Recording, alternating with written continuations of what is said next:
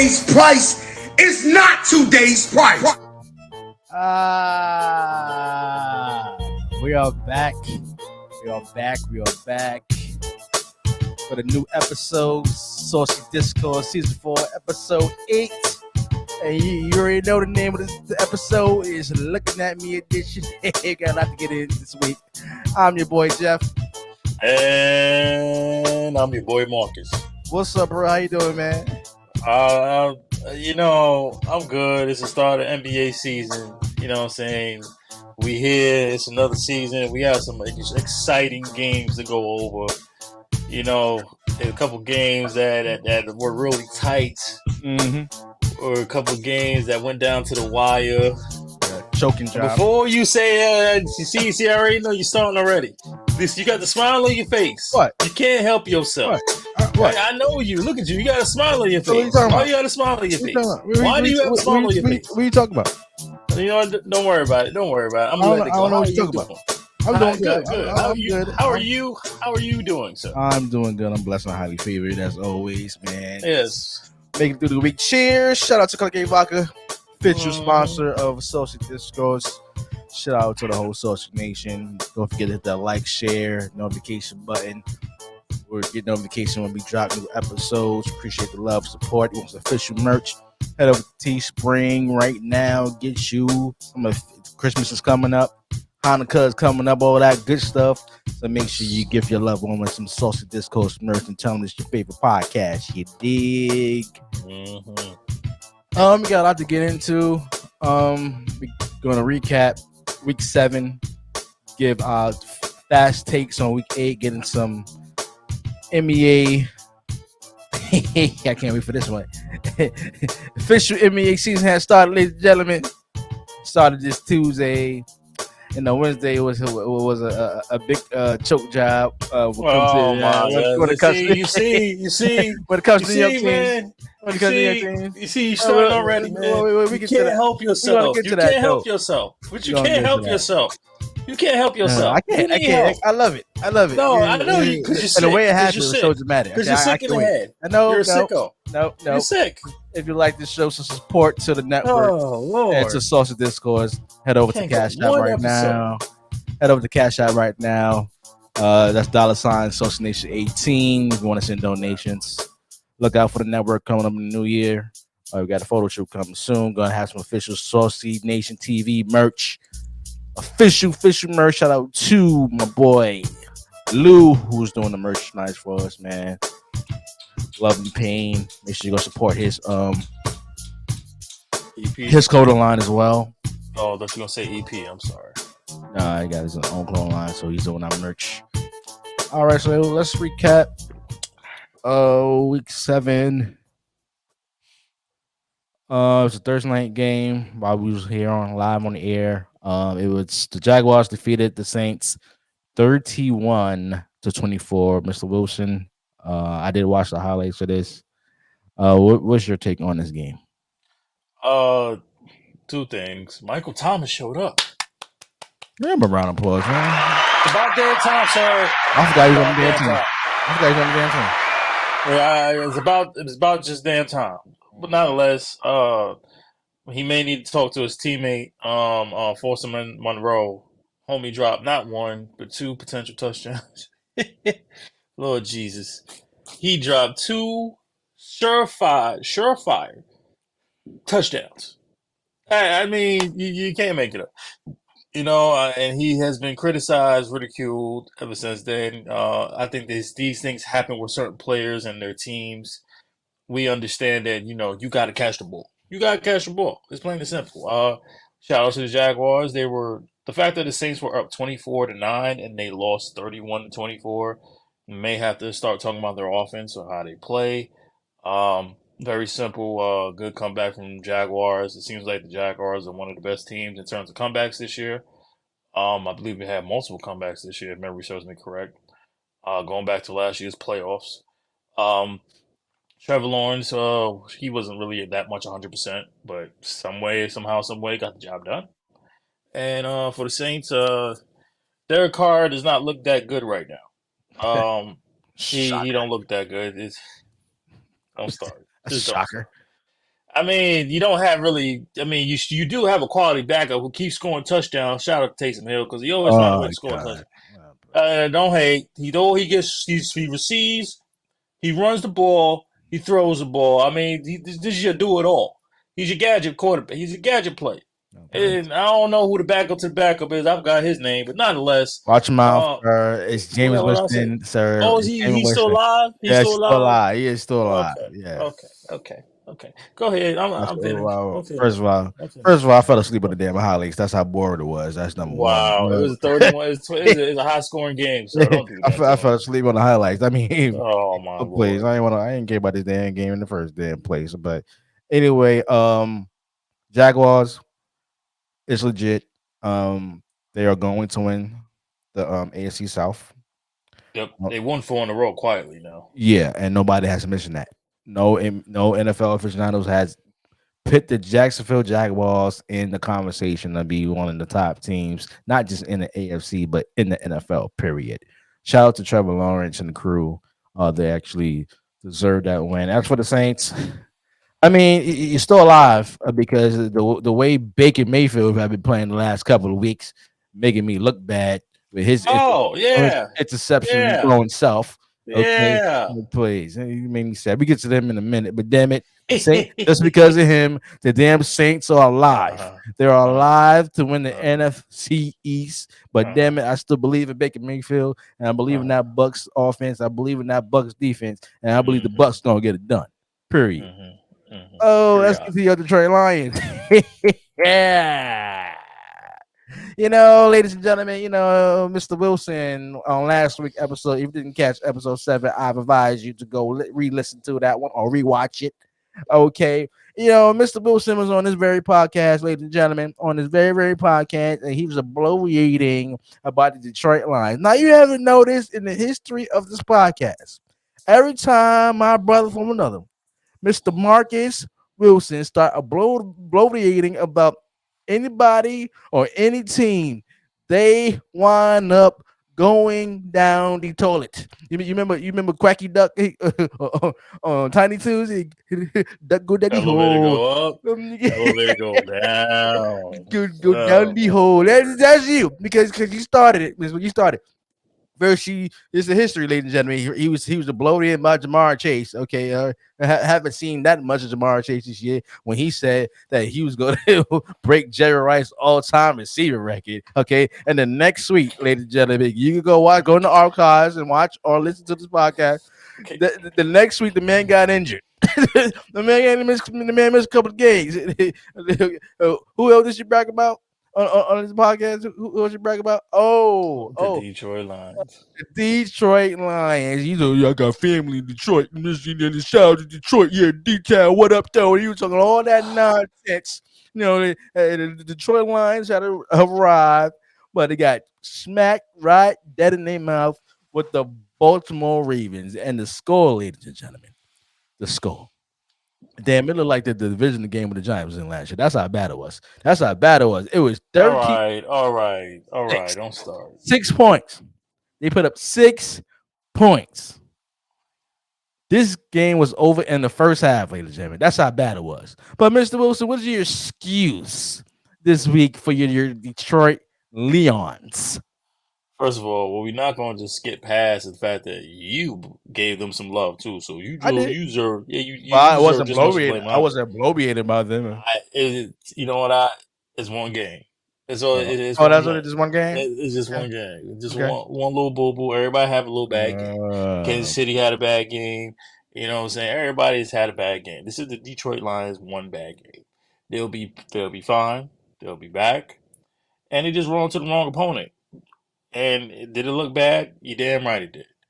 They got their ass stuck. They got their ass kicked. It was over by halftime. Hell, it might have been over by the first quarter. Ladies and gentlemen, the game was over 28. It was 28-0 by halftime.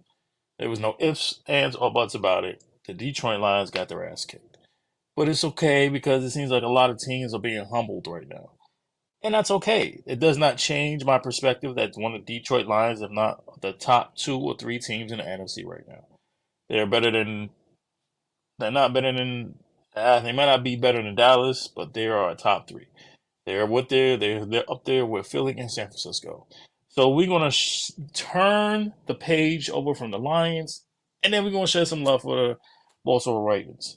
Ladies and gentlemen, I have to apologize for Lamar Jackson. I gotta apologize to Lamar Jackson because my brother from another mother to the left, Jeffrey, has sat here and said that Lamar Jackson is not accurate. He ain't. Lamar Jackson is not accurate. Well, you can't tell no more because the man has been throwing over 70% of his completion percentage this year. Okay. Say what you want to say. I will apologize. I own up to it. I was wrong. Lamar Jackson has been far more accurate than I thought he has been. See, I'm like you won't admit that. I ain't made nothing. I know. He It's has cool. not It's been cool. that impressive on the damn football. Please. The man is leading the league in percentage and completion percentage Oh over yeah, 70%. and how short are these throws? These long throws or short throws? They're medium. They're short Yeah, to medium exactly, throws. exactly, So what? I'm exactly. sorry. Anybody can have a 73 I'm completion. Throw short sorry. rush routes. I'm sorry. Please, Everybody can't be like Patrick Mahomes. I'm sorry. they Everybody can't. They're not like not. Patrick Mahomes. You know what I'm saying? It's They're okay. not. 'Cause Lamar, I'm not gonna say he's better than Lamar. I'm not gonna say that blasphemy because then it can just go downhill from there. But I'm gonna say this. Watch him out. Watch him out. Talk about But Pat Mahomes. Watch him Lamar out. has been extremely efficient. Yeah, all right. He has been in the last couple of weeks, with the exception of the Baltimore Steelers game. But his receivers are starting to catch the ball more, and their defense has been utterly surprising because I have sat here and said I have questions about their defense. I have also had to take that back. Their defense right now ranks in the top 10. So they destroyed a team that this was a quality win for the Baltimore Ravens. Bad win against the Detroit Lions, and there's nothing more less to say to it. It's one loss, and I believe both teams will be better because of it. Go ahead. First of all, the Detroit Lions was goddamn Don't do that to me. horrible. It's one It was game, horrible. sir. Oh, It's one stop game. it. This is your fault, sir. This is Why your is it fault. always my fault? Yeah, Why is it always my fault? excuse Why me. is it always my fault? I just gave you a brief history of what happened when you start My bloviating about Lord. something, and then it actually is a damn car crash next week. Okay, please. The Detroit Lions just had a bad game. Okay, bad game. The defense was goddamn horrible. I mean, the defense is that bad. They let Okalar score a touchdown. That's how bad Aguilar. Aguilar. That's how bad it Make this was. hold on, you make it seem like Aguilar's a scrub or something. He's not a scrub. Not a bum. He just Uh, had dropping. He just can't catch the ball all the time. Consistently. That's all. that's But a you don't bum to make me. don't make it When your job is to catch the damn football, you dropping passes. You're a bum to me. see you so harsh, man. You too harsh. I don't give a You're damn. too harsh, man. Listen, the truth is going to be harsh anyway, either you accept it or not. Aguilar, he ain't all that. He's all right. But if you can't catch a damn football, that's how bad it was for the Detroit Lions defense. I mean, it was that bad. You let him score a touchdown on you? Him? Out of all people? Oh please! I ain't giving that much credit to the Baltimore Ravens. Okay, I mean it was that bad for the Detroit Lions defense. They stink, and the offense stink too. And they got humbled on last week win. Okay, they got humbled, got punched in the mouth. But we see how they're gonna react.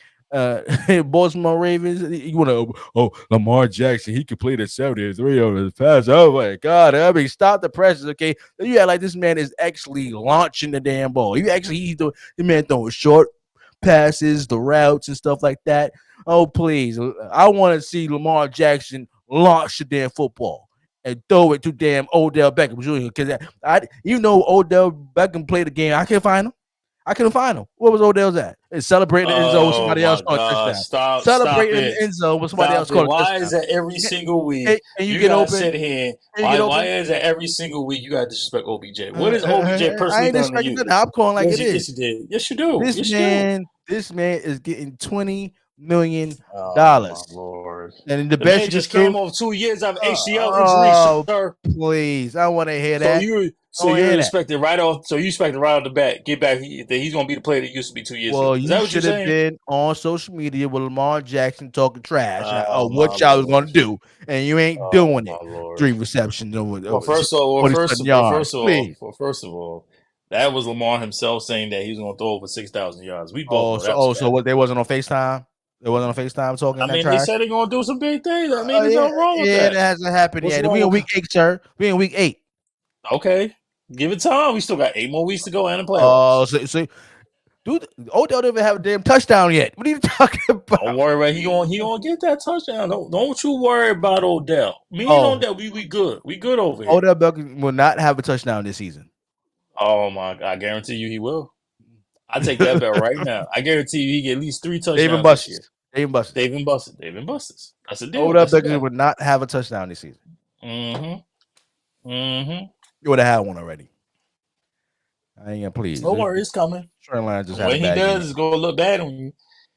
Gonna look bad on you. Put some respect on OBJ name. Stop disrespect to OBJ. Oh please, man, want to run around and they hurt his ankle. Oh please. Oh, stop it. That's not his fault. He tore his ACL. I'm Where talking is the about this compassion? season. I'm talking about Where's this the season. compassion? Where is the I'm compassion, talking about sir? this season. He ran a route and he rolled his ankle, sir. Please. It happens, sir. I It didn't say it happens. doesn't, but it's gonna happen to Odell Beckham Jr. Oh, Much trash y'all people took. such a Play. hater. It's a Such a shocker. hater, man.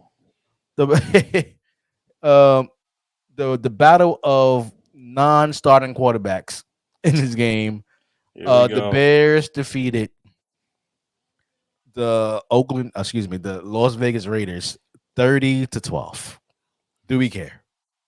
No, because the Raiders should move back to Oakland. That's why. That's how bad their asses is right now. Their ass should move back to Oakland. Plain and simple. Make Ice Cube happy. Go back to Oakland since the A's are going to stink up the joint. Might as well take that stadium with the possums in it and all and move back to Oakland. Because the Vegas Raiders stink. Okay? It don't matter if they're in Oakland, Vegas, Compton Raiders, for all I care, will be better than them.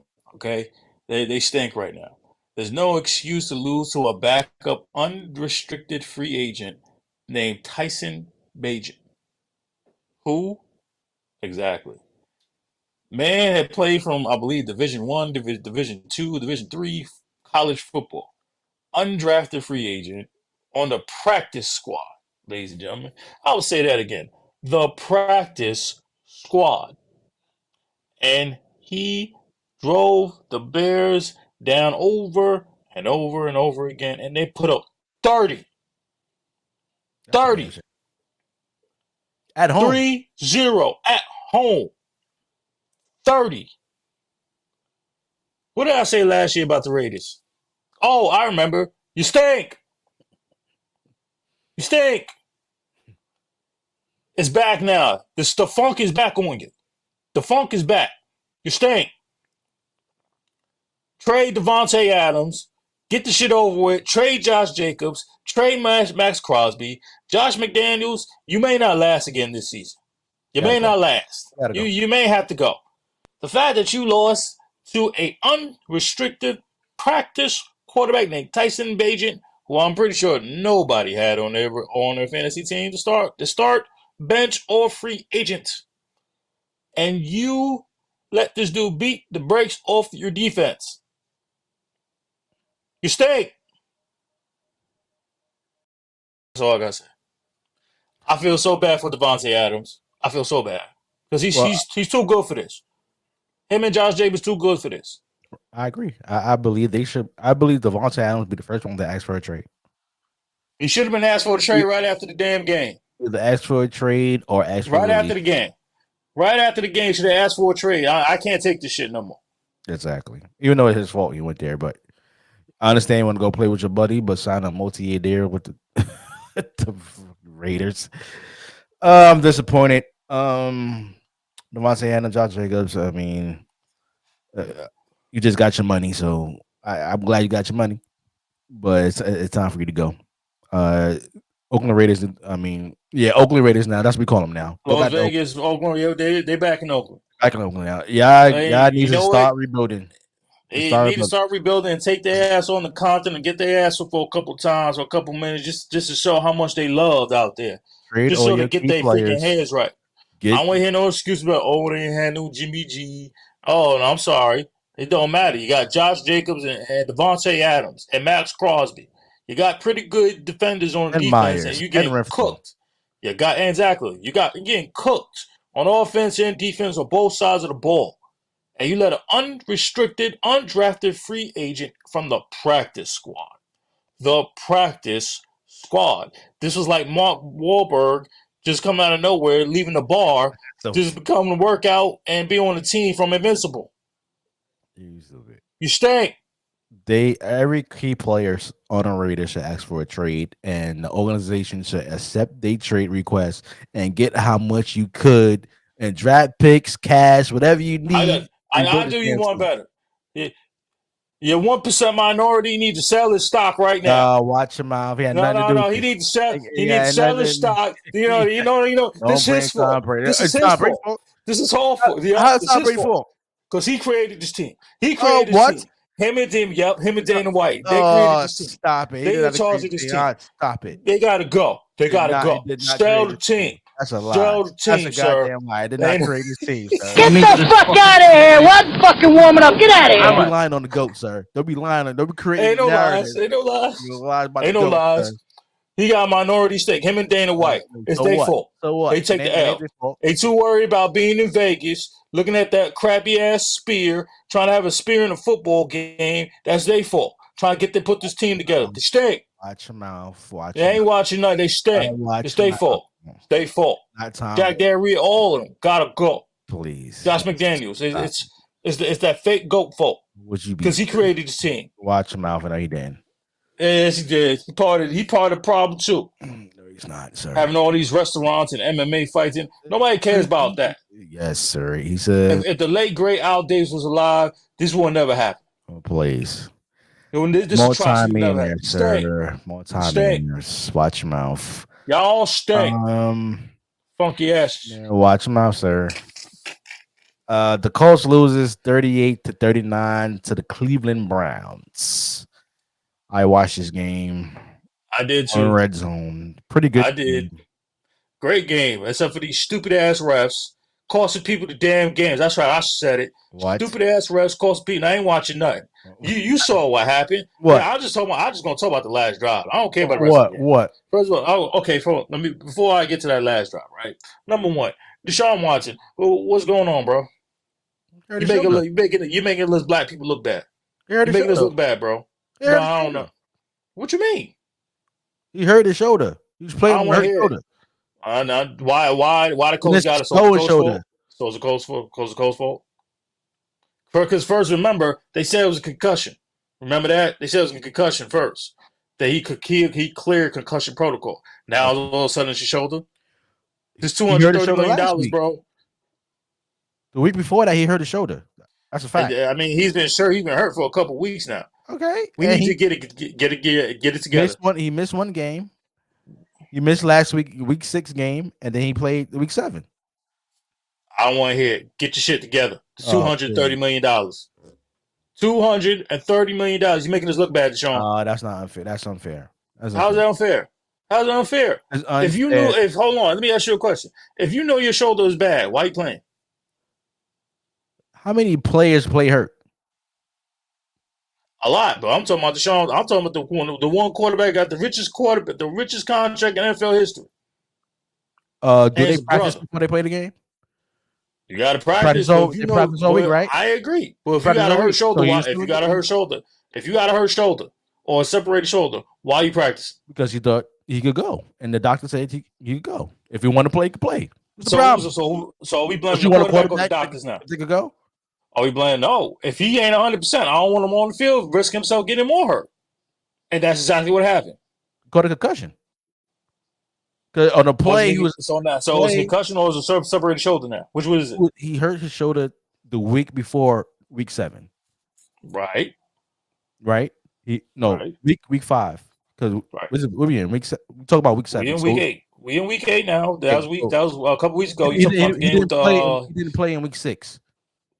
No, the game against Baltimore, he did not play. That was a couple weeks before. That's when he had That's when he hurt his shoulder. Correct, and it ain't been right since.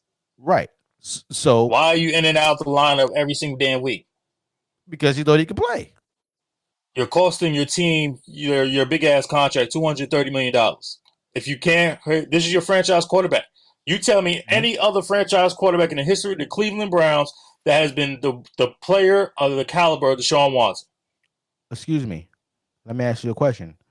Do they have a better chance with Deshaun Watson on the field or off the field? They got a better chance on the field. Why playing hurt? That's the same question I'm asking you. Why play hurt? This is $230 million. You gotta answer my question. Do they have a chance of winning when Deshaun Watson is playing hurt or when he's not? They got a better chance when he's not hurt, in my opinion. Because this is the richest contract in NFL history. You're gonna trust a rookie quarterback to win games? PJ Walker by no means is no rookie. He's played on other teams as what, even in another football league. Now, obviously, another football though. I don't know if it's the AFL, the NFL, Canadian Football League, whatever you want to call it. XFL, CFL. I mean, he got quarterback history. He's played. They don't damn look like it. I never heard no damn PJ, whatever his goddamn name is. PJ Walker. I believe he played in Carolina. I believe he played in there's another team, and then he's also played in XFL. So you're gonna trust him to go out there and win a game for you? And you have he didn't look too bad last Sunday. He didn't look too bad last Sunday. He didn't look too bad. He didn't look too bad. The only reason why the Browns won is because of the defense.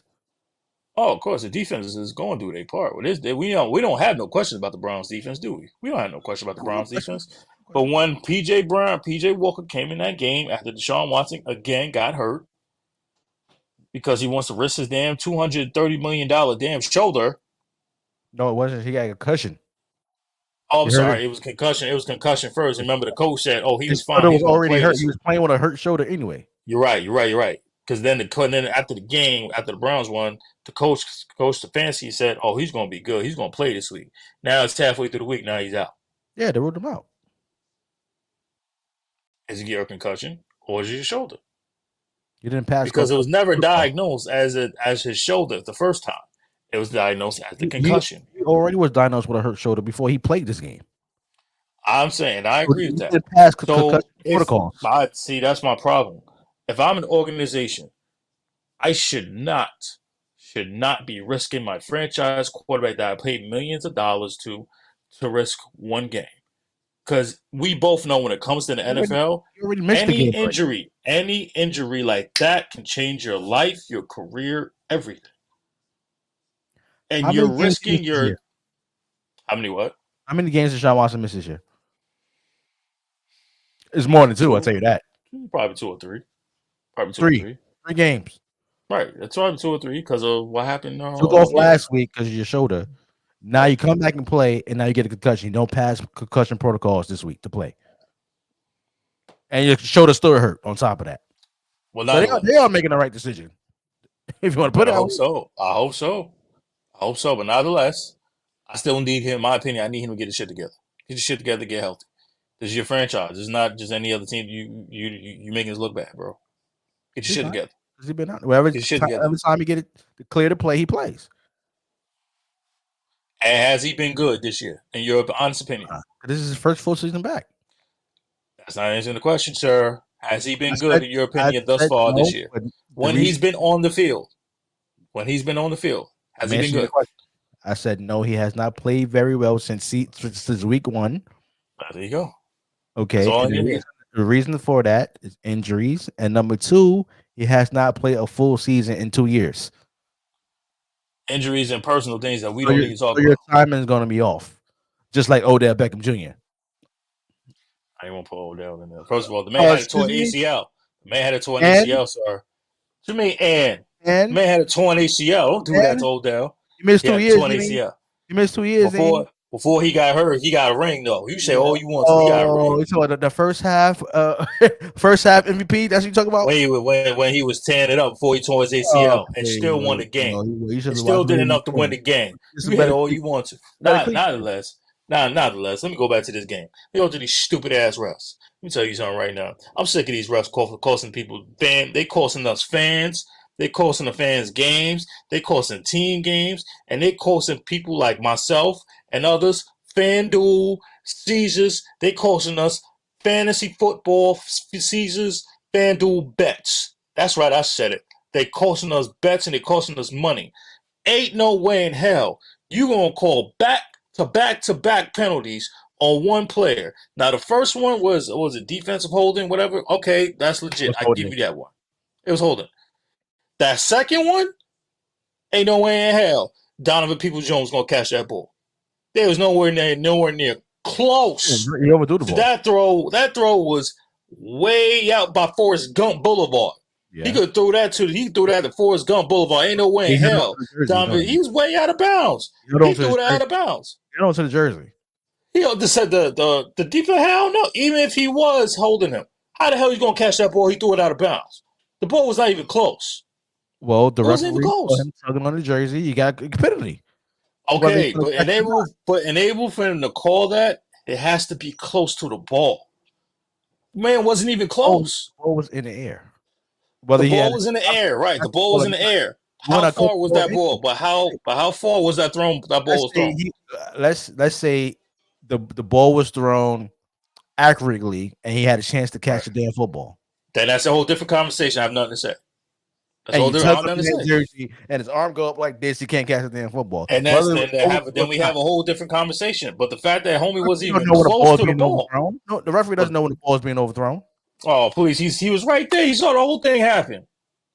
That was a bogus call. They don't know whether it's going to be overthrown or not. Unless you throw it into the stands.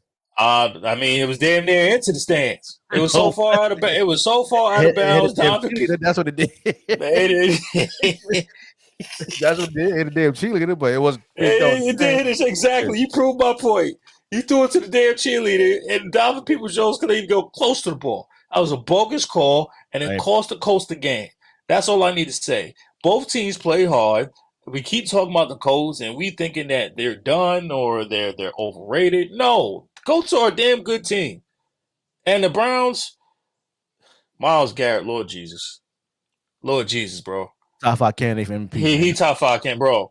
The man had 2 sacks, a blocked field goal, 2 blocked field goals, 2 sacks, 2 blocked field goals, strip sack, and a fumble recovery. I mean, what do you do? Well, what do you do when he is going? He's on the same level as T.J. Watt right now. I can't disagree. I've been saying it for a minute. The Browns might have I can't say they have the best defense anymore because you let the Colts score 38 points with Gardner Minshew as your quarterback. I can't say that no more. But nonetheless, this was a damn entertaining game with the exception of the end of it. And as of right now, Myles Garrett and T.J. Watt are head-to-head for Defensive Player of the Year. I agree with that analogy. Moving on. The Bills loses to the Patriots 29-25. Who saw this coming? What's your take on Nobody. Nobody saw this coming. And the fact that this is, first of all, we gonna show some love to Bill. We gonna show some love. Now you gonna sit here and hate. You ain't even know what I'm about to say. Look at you. You about to sit here and hate. Why you hating? Can I get the words out for you? You say, oh. I already know you know what I'm about to say. Go ahead. Congratulations to Bill for getting his 300th win. That's you. Look at you. It took you 3 years to do it. Oh, stop it. Don't start. The last 3 years ever since the GOAT left. Don't start. It has nothing to do with that guy. It has nothing to do with him. It has nothing to do with him. You see how every single time you find a way to put the other guy's name. He ain't got nothing to do with this conversation. Got nothing to do with this conversation. The man is irrelevant. You missed some wins. The man is irrelevant. He's irrelevant. He's not irrelevant to Bill Belichick. It's about Bill getting against some wins. That's all it's about. Who got him all them damn wins? Oh, that's exactly. Has nothing to do with this conversation, sir. Get the fuck out of here! What's fucking warming up? Get out of here! I got Bill all them damn wins. Tom Brady, sir. You sick of me. You ain't got the man ain't playing football, and you just find every single chance you get put that overrated fool. Belichick accomplishments. Who helped to give all them damn wins? He had 300 wins. That was the direct question, sir. Who helped Bill Belichick get all the wins as a head coach? Josh McDaniels. You playing games. Get the fuck out of here! What's fucking warming up? Get out of here! He don't feel shit because he coked up all the motherfucking time. Now, let's just gather up all these bricks and let's build a shelter for the homeless so that maybe your mother has a place to live. And your sister, too. I want your mother and your sister out of my house immediately. As I said, I don't care. Stop the cap. I don't care. congratulations to Bill. He earned his 300 win last Sunday. Ain't got nothing to do with that old geezer. Watch him out. Yesterday's price is not today's price. Exactly. Like I said, congratulations to Bill. He got the dub. Patriots all of a sudden they had a game plan. They threw the ball. They ran the ball. Ezekiel Elliott looked like Zeke. Ramondre Stevenson is who he is, and Mac Jones looked pretty good in this game. I mean, the Patriots I think are the most weirdest team because like they didn't have a game plan and barely scored a touchdown the last couple of weeks. But then all of a sudden, when it came to a division rival, they had the perfect game plan. They were up by big on halftime, and they made Josh Allen do. Buffalo has a problem. We have to start talking about Buffalo, bro. We sat here in the beginning of the season say, when is it Buffalo's time? And I've come to the conclusion that it may not ever be Buffalo's time. It may not ever be their time because I'm not going to sit here and say Josh Allen is overrated. But Josh Allen can only do but oh so much. And the game plan was let Josh Allen be Josh Allen, but we can shut down the rest of the team. Stephon Diggs never showed up. Dalton Kincaid was the only other receiver who had the most receptions and the most yards. And once you eliminate everyone else around Josh Allen and you just let him be him and let him do it all by himself, you have a chance to win the game. Number one. Number two, real quick, Jeff. Buffalo's defense, ever since they lost Tre'Davious White, ever since they lost Matt Milano, ever since they lost a couple of players on their defense, Buffalo's defense right now can't be had. If you play them against any AFC contender, they're gonna light them up. And Buffalo right now, there's a chance that the Buffalo Bills may not even make the wild cards. I know that's a very strong take right now, Jeff. That's a strong take. But the last 2 weeks, you can have an argument and say, my Giants, with a touchdown, they beat Buffalo. And then they lose to the Patriots, they lose back-to-back. You can make an argument right now that Buffalo should be 4-5 right now. But they're 4-3. So at the end of the day, I don't know what Buffalo, that includes what we're going to see tonight, I don't know what Buffalo we're going to get. And the inconsistencies, with the exception of Josh Allen, you don't know what team you're going to get. And maybe this thing, and I'm not trying to blame this on the Stephon Diggs situation, bro, it started with that this past summer. Maybe there's something about that has not been talked about between Stephon Diggs and the organization. And we've seen it the last couple of weeks of Buffalo. I don't see right now, bro, I hate to say it and I'll give it to you, I don't see Buffalo as a contender anymore. There's no reason why you should be dominating the teams against Miami. You blew them out with 48, but then you struggle against mid-tier or lower card teams like my Giants and the Patriots, who haven't scored a touchdown in weeks. Make it make sense. You can't call yourself a contender and you struggle against inferior teams. I can't call you a contender. Go ahead. I wouldn't go too far saying they're not contenders. I still have the Buffalo Bills making the playoffs. You're right. They have some key players on defense that are missing, and that's why they can't actually seal these games. When it comes to the offense, they're stagnant. One minute they're explosive, the next minute they can't even score the damn football. They're just struggling to score the damn football. So I think the coaching staff, the offensive coordinator has to, and the head coach has to figure out something. You got all these key players, and defensive coordinator as well. You got 3 key players on defense that's out. Your offense is up and down, and they just have to come together and figure it out until these key players come. Maybe you need to make a trade or something like that. Maybe Cook is the only running option that you have. Maybe you could go if the trade deadline is coming up. Maybe you get a Derrick Henry, wink wink, who should be traded from the damn Titans.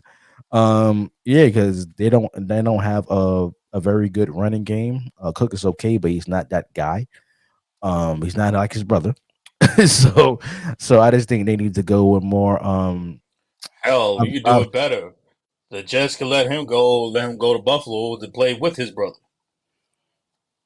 I don't say that happening, but I know.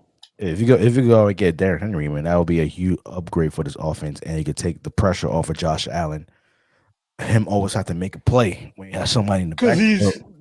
Because it's just right now, it's just Josh Allen. He's just Superman. He's just Superman, right. And he's throwing the ball too much. So no, he's running. I think he's running the ball way too much, and this man still is not sliding. Yeah, he's still not sliding. I understand you 6'3", about 240, but damn it, slide, bro. And one day somebody gonna pop the hell out of you. It's gonna be a wrap. Somebody gonna crack his leg. No, not his leg. I'm thinking more upper body than lower, but okay. Somebody gonna snap his leg in half. Is one of them damn cornerbacks gonna come with one of them low shoulders or something like that? And we don't wish that here on us. We don't wish that, but we just saying that he need to learn how to damn slide. That's what we're saying. Real quick before we move on, I gotta ask you about Buffalo. AFC East, one of the AFC East titles down out the picture, correct? In your opinion, is it over? Yeah, it's done for them. No. You think they can still be? So right now, you see them being the AFC title over Miami. I think it's gonna be close, but I think Miami gonna edge it at the end. Okay, here's another one. I've lost the wild card anyway. Okay, cool. Are we on the same boat? If the keeps going the way they're going right now, I don't even know if I see them in the playoffs. As of right now, as of this moment, are they better than these three teams? Better than Kansas City? Hell no. Jacksonville, Baltimore. Are you gonna make an argument with the second team you said? What was that? Kansas City. Jacksonville? You can make an argument with Jacksonville, Baltimore. I think if they have the good game plan, they could beat both of them teams. So I think is kind of a great area for me. But Kansas City, hell no, they can't be Kansas City. They never be. I will disagree with you. I don't, as the way the Buffalo Bills are playing right now, they can't be any of these three teams. And if I want to, I can include Cincinnati as well. They can't be all four of these teams. Because why? Because they're so inconsistent. You can't tell me it's been shown you can destroy Miami by dropping 48, but then you barely score a touchdown against my Giants when you should have really lost the game, and then you lose to the freaking Patriots who are so offensively challenged it doesn't even make sense. Well, it's like I've been saying since day one. I don't judge a team in the off season because the playoffs is a whole different animal. Sure. And on any given Sunday or Saturday, wherever the game is played, the Buffalo Bills could beat either one of them teams except for Kansas City. Well, right now I can't tell. If they get all the key members, you shouldn't be. I agree. They get all the key members back, but there's still. But remember, you still have not just the quarterback. Obviously, he's the main person. You still got Diggs, got Kincaid, you got Gabe Davis, you got Dawson Knox, you got James Cook, you got Latavius Murray. Why are you struggling to put up points against the Patriots? Patriots? Or you can't tell me. You tell me. I can tell you one receiver from the New England Patriots, and that's Juju Smith-Schuster and Kendrick Bourne, Ramondre Stevenson, and Ezekiel Elliott. Are they going to be world beaters? No.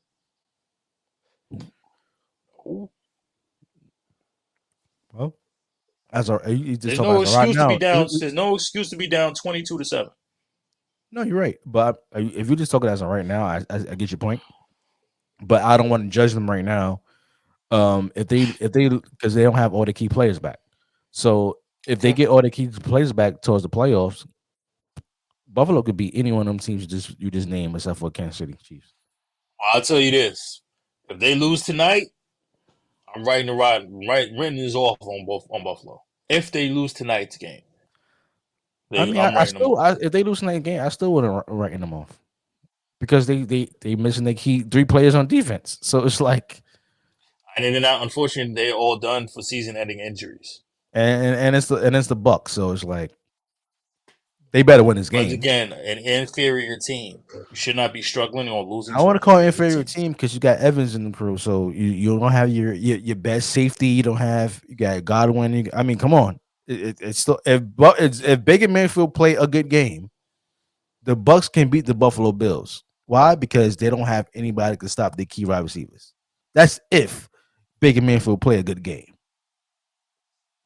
Because the Buccaneers defense ain't nothing to sneeze at either. You can't sneeze at the Buccaneers defense. But the offense is all on Baker. If Baker has a good game, they could beat the Buffalo Bills in this game without missing 3 of the key players. But Baker Mayfield, we get to him in a moment. Buccaneers loses to the Falcons 16-3. What would you take on this game? 16-13. 16-13. Both teams struggled. I hate to say it, I'm not a Bucks fan, but I'm concerned about your guy Chris Godwin again, because I don't know if he's playing tonight, but he got neck issues. Hope he stays healthy. Why we've been talking about it all year this season, bro? Why is not no one trying to trade for Mike Evans? I don't understand. Mike Evans should be the hottest trade target in NFL. And there's no disrespect to other players that we've talked about. Mike Evans is the most healthiest player, not named Devontae Adams, has been more, strange to say, Mike Evans has been more consistent than Devontae Adams. Not disrespectful that sounds, but it's so truthful. And it's not even Devontae Adams' fault because of the quality of players that he has, some quarterback play he has surrounded by him. But Mike Evans has been more consistent, and the fact that he's not a trade target, especially since he has not signed his contract, it's a sign that either trade me on the low, and I want to play for a contender. Overall, the Bucks are a decent team. Defensively is not their problem. We can agree with that. Defense is not their problem. Offensively challenged is their problem. I don't know how you feel about the running back because it's probably the first time we talked about them. Oh, was it Ricard Wright? Ricard White? Yeah, I don't know how you feel about him. I like okay. Is he he's a speedster. He reminds me of a Saraji P9 from used to play in Cincinnati, now is in Denver. Is that correct to say? Like a skinnier version of it? He can catch the ball, he can run a little bit. I don't see him as a big time type of running back. Yeah, he's more like talent wise, he's more like a. I want to go with Shady McCoy, but no, that's actually correct. I like that. Like that's a Shady perfect. McCoy, yeah. He's a lesser version of Shady McCoy. I'm cool with. He has the same talent. I like that. Shady McCoy, but Shady McCoy same talent, same ability. Bigger than. Correct. I'm cool with that. So, but they need another running back as well. They need like a bruiser running back, like just pound the ball and pause. Well, your boy Leonard Fournette, he just signed with an NFL team, so I was a little surprised that they didn't re-sign him. Nah, they wasn't going to re-sign him because he want to go to a team. Game. But on this game, real quick, shout out to Atlanta. They seem, they're a little wish-washy. You know what I'm saying? I mean, they got more wins than half the teams in the NFC, honestly. But they've been most improved, one of the most improving teams in the NFL that needs to be talked about. Desmond Ridder, the writing's still on the wall with him, in my opinion. Tampa Bay defense played as hard as it could. As I said before, Jeff, defense is not the problem on this team. It's the offense. Plain and simple. Yeah, I agree with you. We just talked about this game. I agree with you. We just talk about Baker. Baker Mayfield. has to stop making bad Let him off decisions. the hook this week. Let him off the hook. He has to start making bad decisions. Oh. Cause he just throwing it up there like he Pat Mahomes. He's just throwing it up in the air, stuff like, bro. You are. I just want to hear this clearly. Are we not on Baker's side today? No, you're not. I just want to hear clear. Because he had a chance to win that game. Can I get a hand clap? Can I get a hand clap, please? I just need a hand clap just one time. Yeah, I've been preaching to the gospel to the Jeff about this Baker Mayfield stuff. It feels so good for me not to say anything because I gave him right. I didn't say anything to him, but I didn't say nothing about Baker. But I'll let you have it. But go ahead. I just want to hear the good preachings. Go ahead, brother. Go ahead. Baker Mayfield makes bad decisions. What? He makes bad decisions throwing the football. In key moments. Baker Mayfield, they could be 3-6. He's being pressured by the defense. Instead of him throwing the damn football away, he would just throw the ball and play to the opposite team. Cornerback. Preach. Baker Mayfield is talented. Baker Mayfield, not only he could throw the football, he could run the football as well. You need to run the football more as well because you're a double threat when it comes to that. But it just is bad decision making. If he could cut down on the turnovers, Baker Mayfield is in the right position to win football games with this team. You have a legit defense, a championship defense at that. You have a top 5 secondary who hardly gives up long yards at that. You have Barrett, you have David White, you have great linebackers, championship linebackers. You got a good front four. Mm-hmm. Anybody who have asked for a defense this good, it should be Baker Mayfield. And you should do everything in your power to keep your defense fresh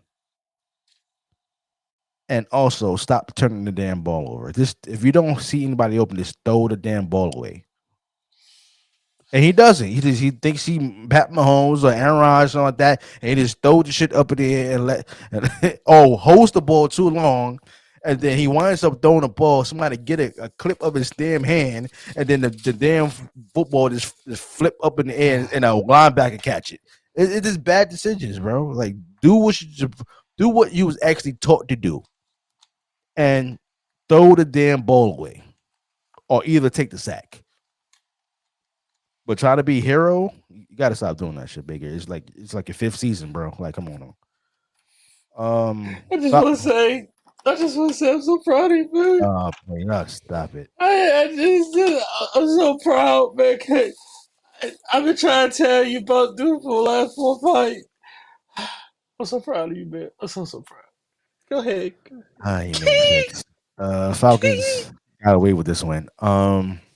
Steelers defeated the Rams 24-17. What's your take on this game? I'll go straight to the game. The only part that played only mattered. Ain't no way hell the Steelers deserve to win this game. Did you see that 4th and 1 play? Yes. If you tell me, was that a first down or not? Because ain't no way in hell. Homie, Kenny Pickett ran the stupid brotherly shove. I said stupid. It seemed like everybody want to run it down. His knee was on the ground before he even got close. Hell, let me rephrase it. He wasn't even close. He was down. And the stupid ass refs, that's right, I said it, stupid ass refs, cost somebody else, including me, another game. 4th and 1, and y'all moved the sticks. You moved it to a first down. Basically cost them the game.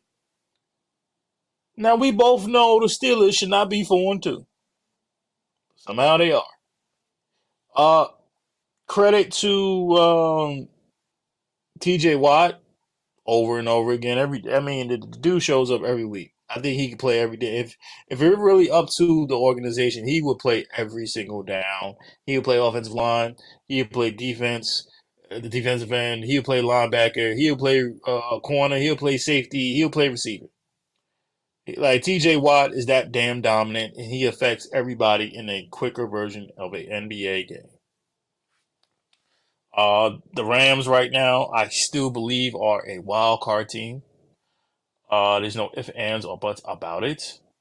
But they are struggling a little bit. Losing a couple running backs and not really having a healthy running back roster is a part of the problem. You still have Cooper Kupp, Matthew Stafford, and Puka Nacua, as well as Tutu Atwell. So this offense is not really a problem putting up points. But nonetheless, at the end of the day, that was a horrible call. And at the end of the day, both teams will be better because of it. You good to go, Jeff? Yeah, I'm good to go. I agree with you. Not counting the Rams out. I do have the Rams making the playoffs. You're right. That was not a first down. That was absolutely not a first down. Ain't No, no way. that was not a first down. That was a bad call from the refs on that one. And the Rams should have won that game if it wasn't for that call. Next game got the Seahawks beating the Cardinals 20-10. What's your take on that game?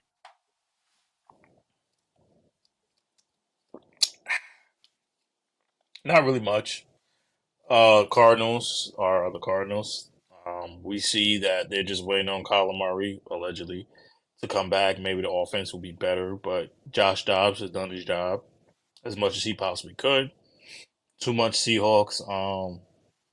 Not really to speak of this game. Gino, I believe he's still having a few struggles here and there, but the team overall is good to go. Seahawks are. I don't think they're the favorite, but I believe the Seahawks will get a wild card also. So, like we said last week, 3 teams are coming out of NFC West. Right? We agree with that. 3 teams coming out of NFC West. Cardinal side, what more can you say? Like I said, they waiting on Kyler Murray. They have really nothing to play for. And if I'm Kyler Murray, why am I coming back to a situation that I have nobody to play with? James Conner's on IR. Marquise Brown is only technically, him and Rondale Moore are the only technical good receivers that you have on this team. And everything else is just there. So if I'm Kyler Murray, I don't know if I decide to come back. Kyler Murray's not the type of player to just want to come back just to stink up the joint. You know what I'm saying? Yeah. Not much to talk about. Good win by Seahawks did what they supposed to do. Beat a team that's inferior. You beat your inferior opponents. I agree with you. I agree with you. Geno Smith is making a couple mistakes, but he's still finding a way to get the job done. I believe they should give Walker the ball more, get him more involved in offense because he could not only run the football, he also can receive as well. So you get those some more screens for Walker as well. And this guy is very hard to tackle. When it comes to the Cardinals, I believe I saw a report that Kyler Murray is practicing with the Cardinals. They're not sure whether he's going to start this Sunday, but I believe that I get it as a player. You want to, you're itching to play, but maybe you're just doing it to not only to scratch that little itch, but there might be some bonuses in his contract. I don't know why Kyler Murray would want to come back and play. It doesn't make any sense. Part of that contract probably signed last a couple of years ago when he had to learn how to learn the playbook every single day. That's probably one of those special clauses in his contract. That's probably why he's going to rush him back to play. Right, and stay off Madden in the 2K in the video game. Right. But yeah, I don't think Kyler Murray. I get why he want to come back because as a player you get that itch, you just want to play. But as of right now, I would just stay healthy and see what happens in the offseason. Next game we got the Broncos defeating the Packers 19-17. We should take on this game. Well, I'll be damned. The Packers won a game. Broncos won a game. Around Bobby Day. About damn time. Take a shot for The that. fact I want to say that both teams have not been impressive. Both teams have not been impressive. They The both fact that stink. it was a close game. Yeah, 19-17, I believe was the final score. Correct, 19-17. Um, the buck is still out on the Broncos. They still stink, but I gotta get on this dude, Kareem Jackson. He should be suspended for a couple games. He's doing way too many dirty hits. If you, ladies and gentlemen, if you don't know who Kareem Jackson is, I believe he's a safety, free safety for the Broncos. He has some very, very dirty ass hits, and they're inexcusable.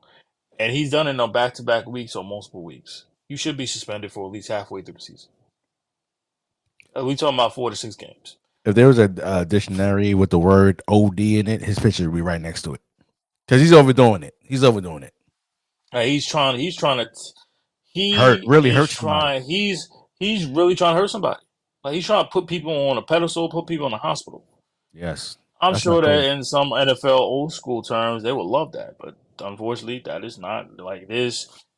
There's hits like that, It's not the put 70s. you on your ass, and then this trying to put people in the hospital. And I think he's trying to do that. And there's no room for it. It's inexcusable. Like there's some dirty ass hits.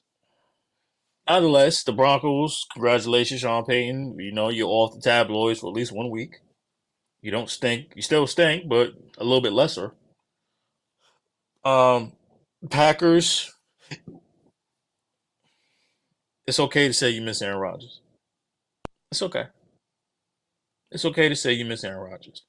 It's also okay to say you miss Aaron Jones because where the hell is he? Where is Aaron Jones? Does nobody want to put that to fruition? It's been a couple of weeks, bro. It's been a couple of weeks. AJ Dillon is a big dude and he can get at least 10, 11 carries, but you're the engine to this offense. Aaron Jones is the real Aaron of this offense. Without Aaron Jones, this team is minuscule. Now you got poor Jonah Love out there, and good luck. He's not as good as we thought. Maybe he still needs time to develop, even though he's had 3 years under center and under Aaron Rodgers, which sounds crazy, right? But nonetheless, both teams are underwhelming, underperforming right now. They're both struggling. But, we're going to give Broncos some love. They did look good today. They will not be Broncos country, let's rock, because we will never say that on the show. And that's pretty much all I have to say about the Broncos. Go ahead. The Broncos defense finally showed up in this game. When it comes to the Packers, I agree with you. Aaron Jones is missing. I haven't heard any reports on Aaron Jones at all. I haven't heard any None. aficionado say anything about None. I Aaron don't know if Jones. he's trying to sit out on purpose or the I don't know. organization is trying to have him sit out I for don't know. maybe It's like a work out a trade. family issue or anything like that. I don't know what it is, but nobody has reported anything about Aaron Jones, which is crazy. But just to be fair for Jordan Love, it's his first full season playing as a starter. Even though he was 3 years under Aaron Rodgers, that doesn't mean anything. Once you get the actual feel for that game, then that's what he's actually doing in the feel for the game, and it's going to take some time to adjust because it ain't college. I'm sorry, Jeff. I'm watching this basketball game. Like they give me your guy all the calls. I'm sorry. Just go ahead. I know. I'm sorry. What are you talking about? Philly and Milwaukee. They giving this dude all the calls. Not Embiid, the other the other guy. So, Oh, you a cheater? Of course they give more damn calls. All right, look. No, damn it, don't get me started. You brought it up now. No, you brought it up. Don't bring it up. That's why I've been I'm watching laughing. that damn thing. I don't want to watch the damn thing on my screen. I'm trying to watch it at the same time, but good. Damn it, I'm watching The Departed right now, sir. That's what I'm watching right now a damn good movie. on TV. I love that movie. Okay, I ain't want to watch that damn first game on TNT. Side note: The Departed is almost on the low, like Godfather Part 4, but a lot more shooting. I want to say Godfather, but I would say I'm sorry. Goodfellas. Like Goodfellas Part 2. Yeah. Next I love game. that one too. Next game. My Chiefs defeated the Chargers 31-17.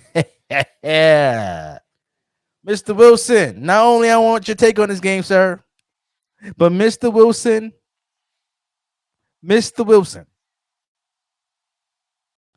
your boy Justin Herbert, what is up? What is up, Justin Herbert, bro? That damn offensive line, that's what's up, man. He ain't get that shit together. Nope. I'm saying, nah, man, you ain't getting nothing. Nope. That offensive line, man, they need to get it together. Come on, man. How many times was Chris Jones in his face? How many times Chris Jones in his face? A lot. That's his job. Okay. But it's also the offensive line job to try to stop him. They didn't do a damn good job. The man was sacked 7 times. What you want to do? You can't stop Chris Jones. And side note, I thought you signed Frank Clark, but he went back to the Seahawks. He went to the Seahawks. That made me feel a little good. But okay, cool. We just signed somebody else. I'm not a hater. Don't do that. No, I didn't say he was. I said we just signed somebody else though. It would sound like a 9-year veteran, something like that. No. I mean, he ain't Frank Clark, but but not less. I mean, the man was sacked 7 times. Damn. 7 times. Okay. Yes, he had one bad interception. I will give you that. He made one bad intel. Yeah, one bad intel.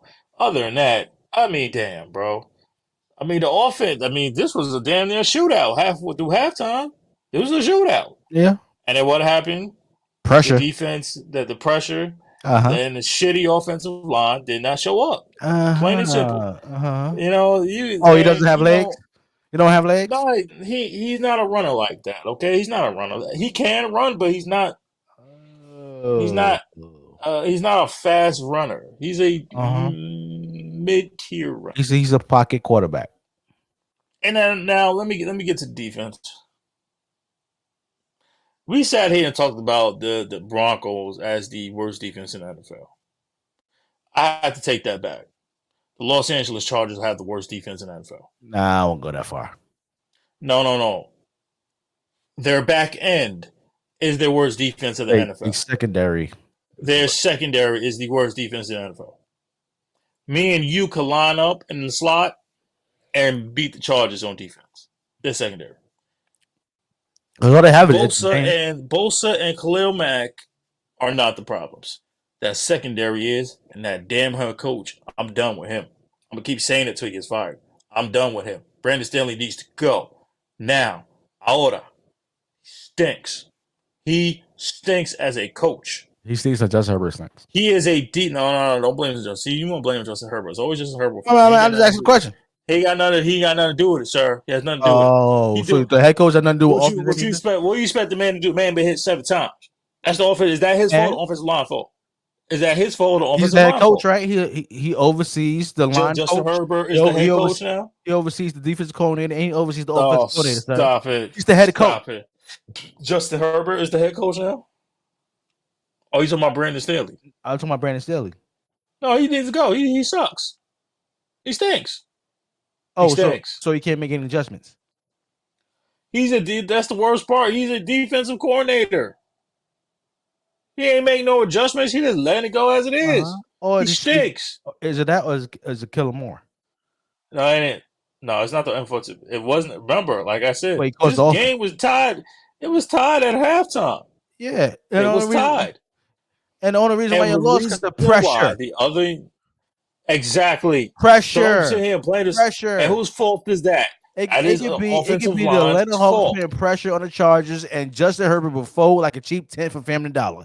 That's I like how you said the Atlanta Hawks when they have nothing to do with the league. I'm just saying any team, any defense can put pressure on Justin Herbert, and he will fold like a cheap tent for Family Dollar. First of all, and I don't like how you disrespect my man. It's not his fault. Team, it could be the mediocre team. It could be fault. It could be the Cardinals defense. He would fold like a cheap tent. I mean, my God. Not even disrespectful. Justin Herbert ain't that dude. That's my guy. Ain't that dude. Yes, he is that dude. I'm gonna keep saying it. I don't care. You can blame it on the head coach all you want. Disrespectful. Justin Herbert, You so he is disrespectful. not that dude. He is that dude. I don't care what you say. You've been bragging about Justin Herbert. This is 4 seasons. This is Saucy Discourse 4 seasons. You've been bragging about Justin Herbert. He has not showed up at all. At all. And even if he had an offensive line like he did a couple of years ago, he's still stuck up the joint. You can still get the job done. I want to hear that. I don't even care about the Kansas City Chiefs. You know, watch him out. No. You're gonna show some respect. No, go ahead. Do what you want. Go ahead. Say it. Okay, first talk about the Chiefs. Go ahead. I'm done. Congratulations to the Kansas City Chiefs. Taking care of business like they normally do. Just got a bum Justin Herbert in Los Angeles. Watch your mouth. Chargers, watch your mouth, sir. Watch your mouth. Shout out to Chris Jones putting that pressure cooker on Justin Herbert because he knew he was going to fold like a cheap tent. Okay. Shout out to Pat Mahomes. Shout out to my man Pat Mahomes. Oh, can we get to the stats? Can we get to the stats, Pat Mahomes? He's my quarterback on fantasy. If you didn't know that. Why am I not surprised? 424 yards, 4 TDs, and 1 interception.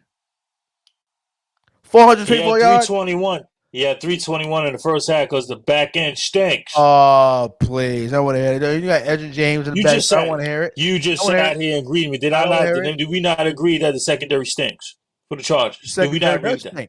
It does stink, but you act like we have like automatic weapons on the damn offensive end when it comes to wide receivers. The only one I really trust is Kelce. He's not a wide receiver. Valdez-Scantling looked like finally had a touchdown last week. He hasn't had a touchdown since last season. I mean, when you play the Chargers back end secondary, you can do that. Why do you think they traded? Why did they traded J.C. Jackson back to the Patriots? He stunk too. I don't know why they traded him. The whole back end stinks. Why did they trade J.C. Jackson? I feel bad for Derwin.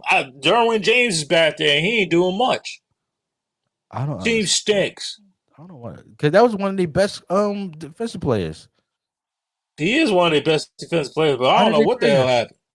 It must have been personal. J.C. Jackson, because he wasn't performing up to this contract and up to the expectations that the Chargers wanted. So, shipped his ass right back to the Patriots. That was stupid as hell. I didn't even know that. I thought he was just out there just playing. But you get traded. When he was there, he was trash. He got exposed. You ever notice anytime Belichick lets a player go, they get exposed at the new team they end up playing at, and then as soon as they come back to the Patriots, wait a minute. No, you're gonna be slick. No, because I remember last season you was praising J.C. Jackson. No, I was. No, you see how slick you are, ladies and gentlemen at the home. If you're watching and you're listening, Mark is slick. Because he was talking about this damn Chargers secondary last season. You had Edgerrin James. We got one of the best two secondary in the league. It was. I remember it was J.C. Jackson and it was Edgerrin James. And you was bragging about your Chargers going to the damn conference championship. Didn't you say that? Didn't you say that on the show? Didn't you say yes or no? You ain't slick. Oh, now it's like Jason. I have no recollection to the answer in question. I have no recollection to the answer. I'm gonna do a special episode on. It's gonna be called Marcus reneging on what he says. That's a very strong word. That's a very strong word, by the way. That's a very you renege a lot. Sir. It's like playing spades. You renege. Well, shit, if I renege like spades, I should be in a damn tournament trying to earn some money. Then that's you ain't gonna earn that money reneging on that side because it costs them everybody damn game. Reneging on the damn. It just came to me like he was bragging about J.C. Jackson last season, and I would say he stinks this year. Oh, please, you unbelievable. You ain't getting away with that. No. Oh, please. Shout back to my Kansas City Chiefs. Shout out to Taylor Swift. Shout out to Taylor Swift. Excuse me. We're not doing this. We're not doing this. Taylor Kelsey. Shout out to Taylor Oh my Kelsey. Lord, we're not doing Oh, this. Did you see the handshake where her and Pat Mahomes' girlfriend got? No, that was horrible. That was horrible. That was horrible. I mean, I love it. That was Everybody horrible. just celebrate. Shout out to Travis Kelsey, the That's best tight horrible, end in the game, arguably all time. Okay, I want to say all time yet because you haven't beat Shannon Sharp record yet, but Travis Kelsey is the best tight end in the game right now, and arguably all time. Scantling is about damn time you got a damn touchdown. Okay, you haven't scored one since week 15 last season. I mean, my God, welcome to the damn show. Okay, Edwards-Helaire, you got to go. I don't know what the hell is going on with Edwards-Helaire. I don't know what is wrong with him because you let Poncho just take over because you can't even get 2 yards. I mean, my God, they ran the ball. What was it? 3? It was like 3 and 2. 3 and 2. Yes, yeah. 3 and 2. He can't get the first down. I'm like, oh hell no. So I don't know what is going on. I know he can come back from injury and stuff like that, but I don't know what the hell is going on with Edwards-Helaire. Okay, shout out to Poncho, shout out to everybody, shout out to the offensive line, shout out to defense, shout out to all the coaches in Kansas City. Keep up the great work, okay? And this is I guarantee that my Kansas City is gonna be in the playoffs, which is obvious. Okay, we're gonna go deep in the playoffs, which is very obvious. Okay, but I just need one thing from the front office. Ring, ring, ring, ring. Get your number 1 wide receiver. Because Hardman ain't gonna do it. Even though he won the game for us with that big return, he's not a number 1 wide receiver. Go get your number 1. Go get Hopkins. Then we go get Mike Evans. We need a number 1.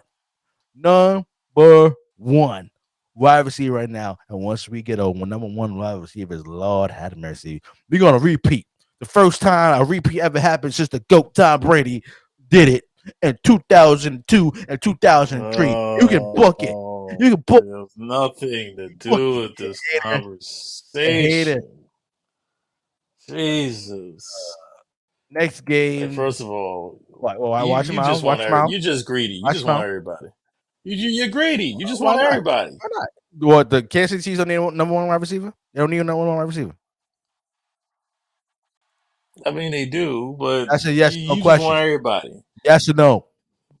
I answered your question. I answered your question. I said, yeah, you want everybody. No. If they're available, then get them. I said yeah already. I already said yeah, but you want everybody. You want Mike Evans. If Eric Donald was available, come on over to Kansas City. Damn right. If you want to win, see what I mean? Look, if you want to win, if you want to win, come to Kansas City. If out of nowhere, TJ Watt says, I want to go to Kansas City. Oh, come on, let's make it happen. We can rid everybody. We get rid of everybody. Get rid of everybody. See, because you're greedy. You ain't winning no damn Pittsburgh. Tell you that. TJ Watt, go ahead. If you want to come on home, if you try everybody be all in the videos. You see how you use that as an example. You see how you use that as an example, sir. Of course. Oh my God. You know, once you link up with the great quarterback right now, which is Pat Mahomes, you're gonna win. And if you want a ring on your finger, come to Kansas City. That's what I'm saying. You could try your luck somewhere else, but it ain't gonna happen. The Eagles defeated the Dolphins 31-17. Ms. Wilson, watch them out. Hold on, sir. Hold on. I got call cap on something. You passed through a game that we have not talked about yet. We did talk about it. What? We passed through a game that we have not talked about yet, sir. What game is that? You passed through my Giants, sir. Oh, we did? Yes, we did, sir. We never even talked about my Giants. Oh, we did. Oh, oh man. Oh, I'm sorry. Really? I forgot to play. Really? No, that's all right. You know, you just sit here. Let me handle this. Go ahead. Bloviate about winning. Ain't nothing to bloviate. I just tell you what I need to tell you. Tyrod Taylor is the real quarterback. Like I said he would. Nothing. He got the job done. I don't care if it's Washington. Washington is Washington. That's the problem. Commanders, we beat them 7 straight. It's the Commanders, Commodores. Commodores, I don't care. You want to change? Look, when Magic Johnson tweeted twice in the last couple of weeks saying he ain't happy, you know what that means? Change is going to come. In the words of Sam As it Cooke, a should. change is going to come. As it As it should. should. But at the end of the day, this is about Tyrod Taylor. He should be the quarterback. We should let Daniel Jones sit there and heal his neck for the rest of the damn year. That's right. I said it. The rest of the damn season. We don't need him. Yeah, We played better. Tyrod Taylor, Saquon played better. We had a first half touchdown. I'm sorry. We had two first half touchdowns. Yeah, the That's first all time we he's need. won.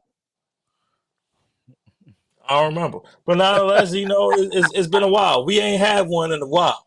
Last time we had a first half touchdown was the playoffs against the Eagles. That was the last time we had a first half touchdown. And we in week week 7. No, that was the playoff game. That's the last time we had a touchdown. I know it took and that we long. In week 7.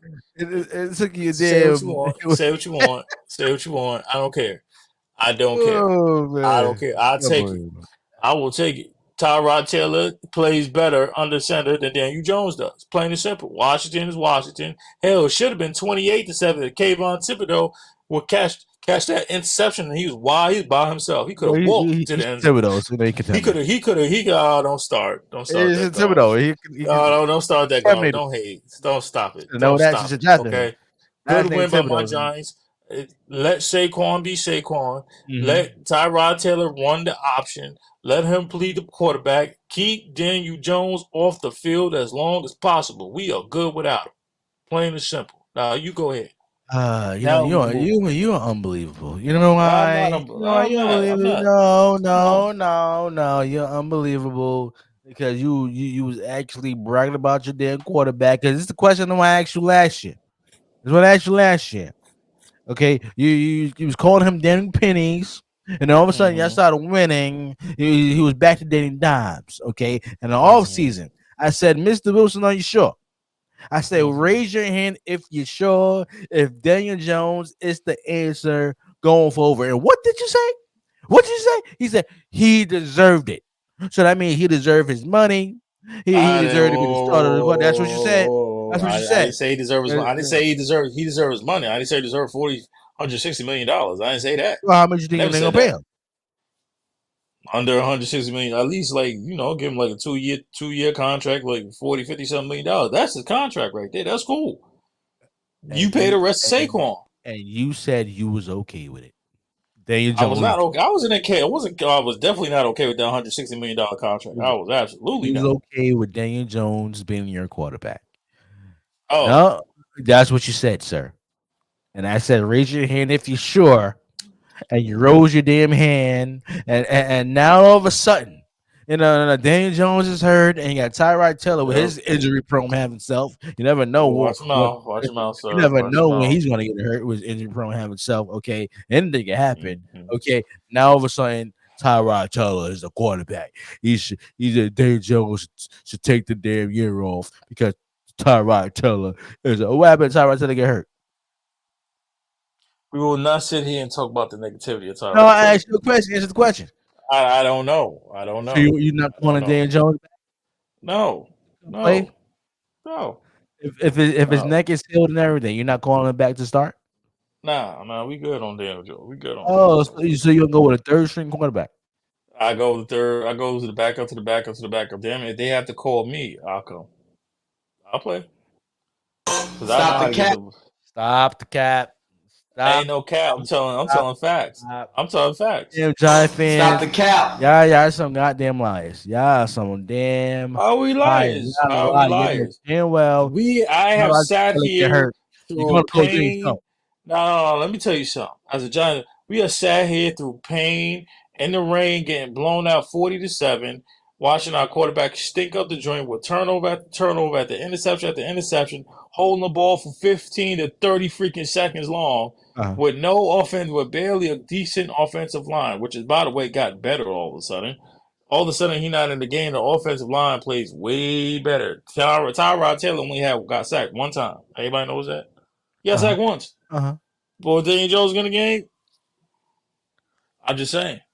But at the end of the day, keep Tyrod Taylor in the game.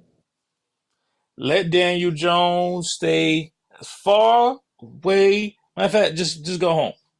Just go home. Oh, no, he's got to go home now. Oh. Just go home. Just stay home. We got this. I trust Tyrod Taylor. Was he not more efficient? And he didn't have no turnovers. Was he not more efficient than Daniel Jones was? Here's the scary part of this conversation. You make a simple play. Tyrod Taylor already has more touchdowns than Daniel Jones does. Daniel Jones and Tyrod Taylor has started 2 games. He already has more touchdowns than Daniel Jones does the entire season. What does that tell you? What does that tell you? Well, I've been saying Daniel Jones has more interceptions than touchdowns. I've been telling you that he stinks. But I said last year he got better. He got better a little bit because Daboll plays to his strengths. You didn't say that. I didn't say he was playing good last year. I'm not gonna disagree with you. He played good last year. He played good last year, did he not? He was all right.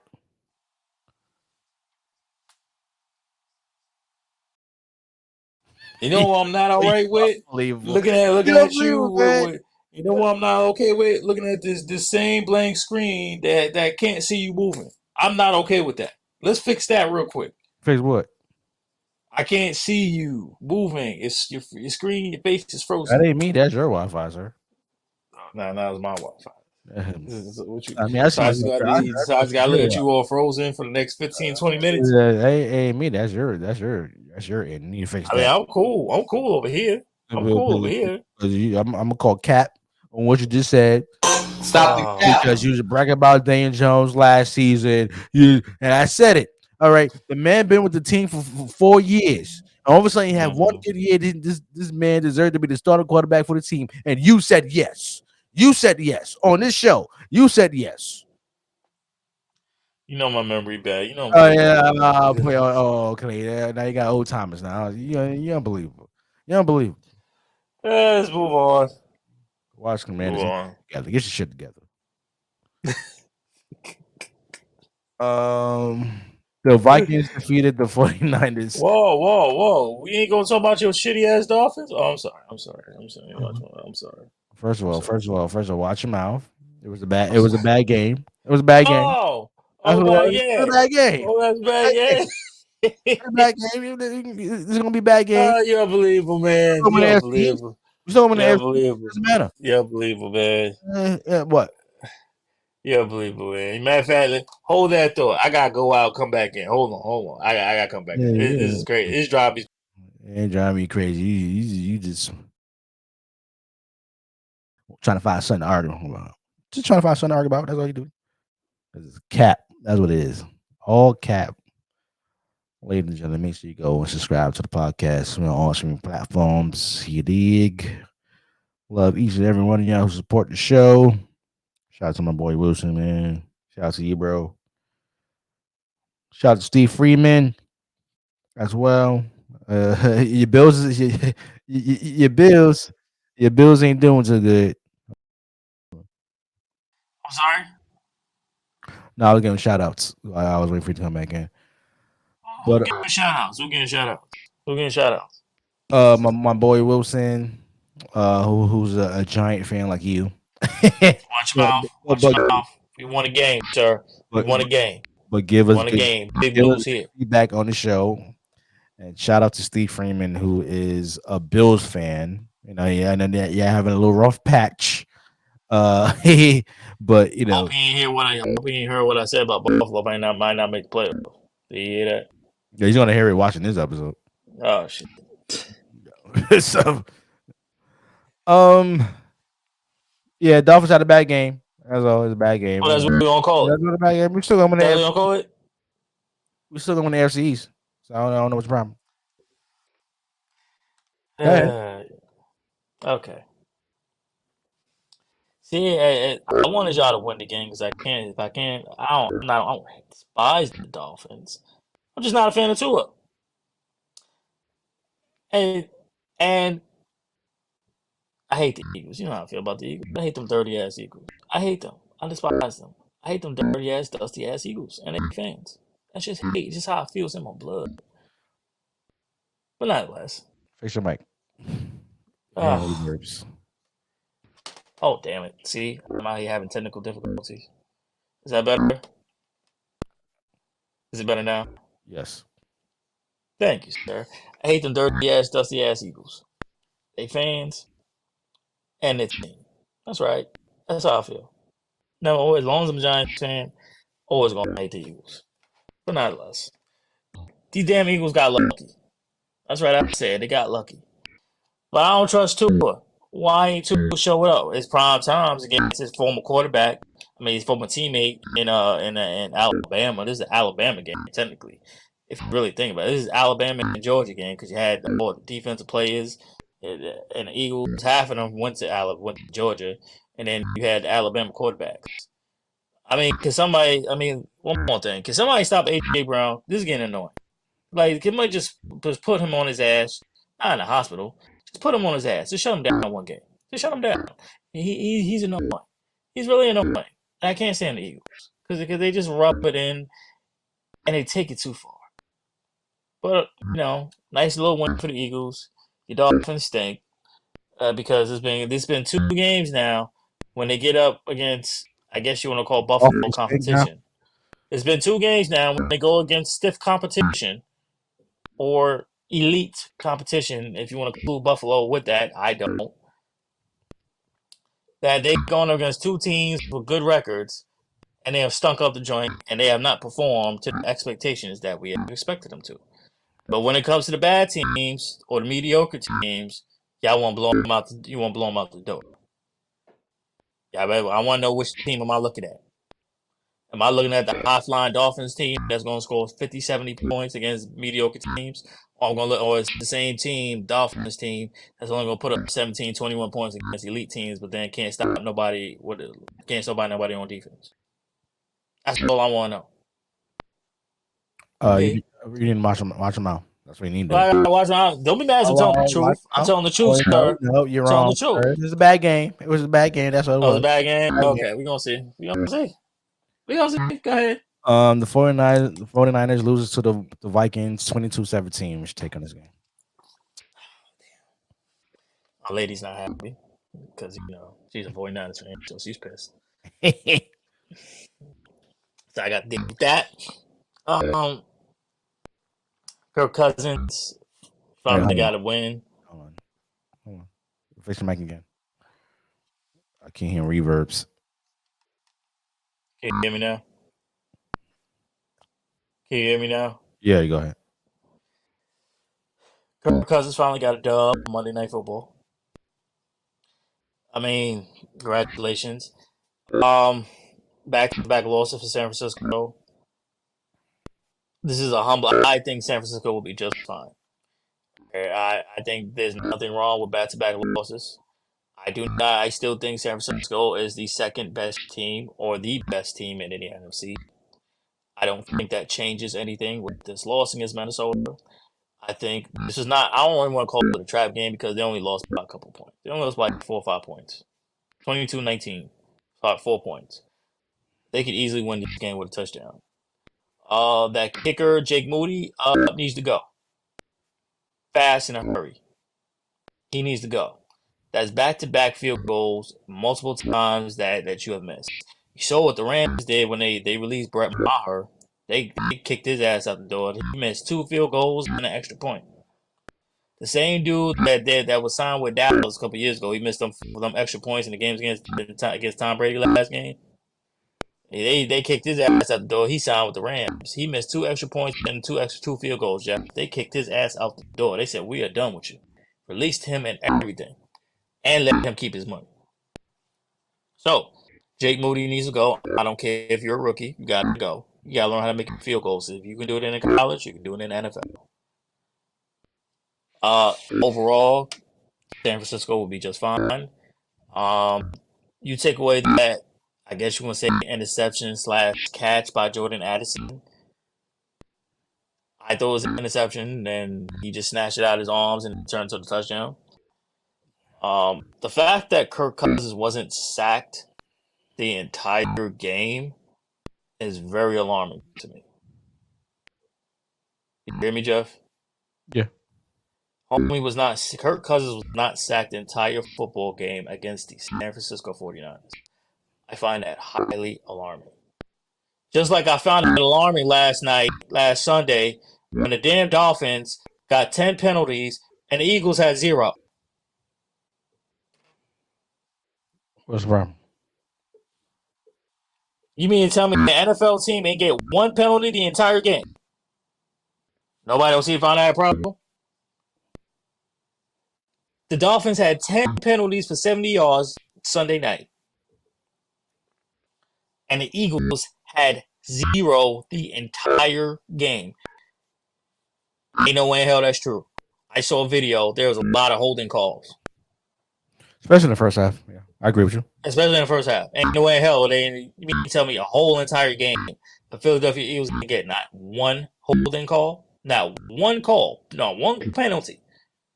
That's BS. Now, on to this game, like I said, Kirk Cousins had no sacks. I find that is a little alarming to me with that defense that they have with San Francisco. San Francisco defense must be better and able for them to be the elite team like I know they can be in the NFC. Okay. I'm just going to say it. Brock Purdy ain't looking purdy. He is not. Oh, come on, man. Come on, man. Don't do that. Don't do that to my guy Purdy, man. Don't do that to my guy Purdy. Don't do it. I've seen a little bit of weaknesses, a little exposing when it comes to Brock Purdy. Brock Purdy ain't looking purdy. Don't do that, sir. He is not. Okay, I understand you got Debo out, but you still have McCaffrey and the rest of the crew in the game. There is no excuses when it comes to 49ers, okay? I understand that you started the season off hot, but at the end of the day, people have caught on to Brock Purdy and has exposed Brock Purdy and left a blueprint on how to stop Brock Purdy. Not just 1 week, 2 weeks in a row. 2 weeks in a row. Yes, bring the balloons up. 2 weeks in a row. 2 weeks in a row. Understanding why he feed his fan and all that of the 49ers. Okay. You know, Brock Purdy he's in concussion protocol this week. Okay. And good luck. If he doesn't play, you got Sam Darnold with his contaminated New York Jet have himself. Then work out in Carolina. Excuse me. With his contaminated self, contaminating the Carolina Panthers and all that, as it coming from the New York Jets, excuse me, the New Jersey Jets at that, and they want to bring that over to the 49ers. I bring Sam Darnold for this one, and while Brock Purdy is playing extremely terrible, bring our damn contamination from New York City. That's all it is. Brock Purdy, listen. I still respect you. You had a long streak, but every streak must come to an end. Even the great Gilbert had a long streak. The man was damn 107 and all. But Brock Purdy, he was undefeated coming in the game and on the playoffs and all that. But you have been exposed, sir. And I'm just saying this right now. I don't believe the 49ers is going to the Super Bowl. Let me say it again. I don't think the San Francisco 49ers are going to the Super Bowl. Now, they could be the number 1 seed and stuff like that. I don't give a damn. Because when that pressure gets on Brock Purdy, let me tell you something, baby. He doesn't look like the same Brock Purdy we know in the last year because nobody had a blueprint on him, if you will. But now they got a blueprint and they studied the tapes, baby. And when they studied the tapes, baby, they actually understand how Brock Purdy plays, baby, if you will. And Brock Purdy is not winning the Super Bowl, if you will, daddy. Oh, he loses his best running back at the time. He loses Debo. Yeah, last week. He had him last week. He had Debo. He ain't had Debo. I mean, his team ain't in full strength. So you know what? You say all you want. One person that was missing. One. I mean, Debo is a very, very important part of the offense. When he went on the football games, Debo he wasn't that effective. Debo is a very important part of the offense. I'm not saying that. Sir. I said when they went on the damn football game and they saw the 5-0 and shit, Debo didn't have a lot of touchdowns. But he was there and he was getting catches. It was all McCaffrey and the African dude. I don't know. You mean Ayuk? Whatever his name is. Ayuk is not. Ayuk, whatever their goddamn name is. Oh my lord! It was him. Oh, unbelievable. It wasn't no Debo. I'll tell you that. Oh, stop it. Play. Go ahead. I ain't nothing about it. Listen, the 49ers ain't going to the Super Bowl. If the 49ers go to the Super Bowl and Brock Purdy leads the Super Bowl, I'll wear a Brock Purdy jersey on this damn show. Say that again. I will wear a Brock Purdy. You can tell wife for this too. Okay, if Brock Purdy makes it to the Super Bowl, which I predict he is not. If Brock Purdy makes the damn Super Bowl, I will wear a Brock Purdy jersey right on this very show. You better get your jersey ready. What? I take that back. You better get your jersey ready. Oh no, the deal ain't finished yet. The deal ain't finished yet. Go ahead. But if Pat Mahomes makes it to the Super Bowl, just makes the Super Bowl. I ain't saying he's gonna win it. Just makes the Super Bowl. You has to come on air on this very show and admit that Pat Mahomes is the greatest quarterback right now, other than Tom Brady. So you gotta wear a Pat Mahomes jersey, and damn it, you need a hat too. Jay-Z's got a Kansas City Chiefs hat. You know, with the paper planes, got the Chiefs logo on the side. You need to wear that. Yes, you need to wear that. Okay, I want a Rock Nation paper planes Kansas City Chiefs hat, and I want you in a Pat Mahomes jersey. Okay, not no cheap one. I want you not no cheap one. Okay, I want you in a swing man or something else or up on that. Okay, you are going to admit that Pat Mahomes. You can bring wife in this too. Okay, wife is gonna wear a jersey too. Okay, and actually admit. I can send her a link to join the show. She's gonna admit, and you're gonna admit on the show that Pat Mahomes is the best in the league right now. Ain't no Brock Purdy. First of all, we're gonna keep the wife out of this. You know what I'm saying? Keep the wife. I'm not gonna get myself in trouble with this one. It's me and you. So you know what? I agree to that. We can do that. I agree to that. Okay. I can't wait. I can see man round applause.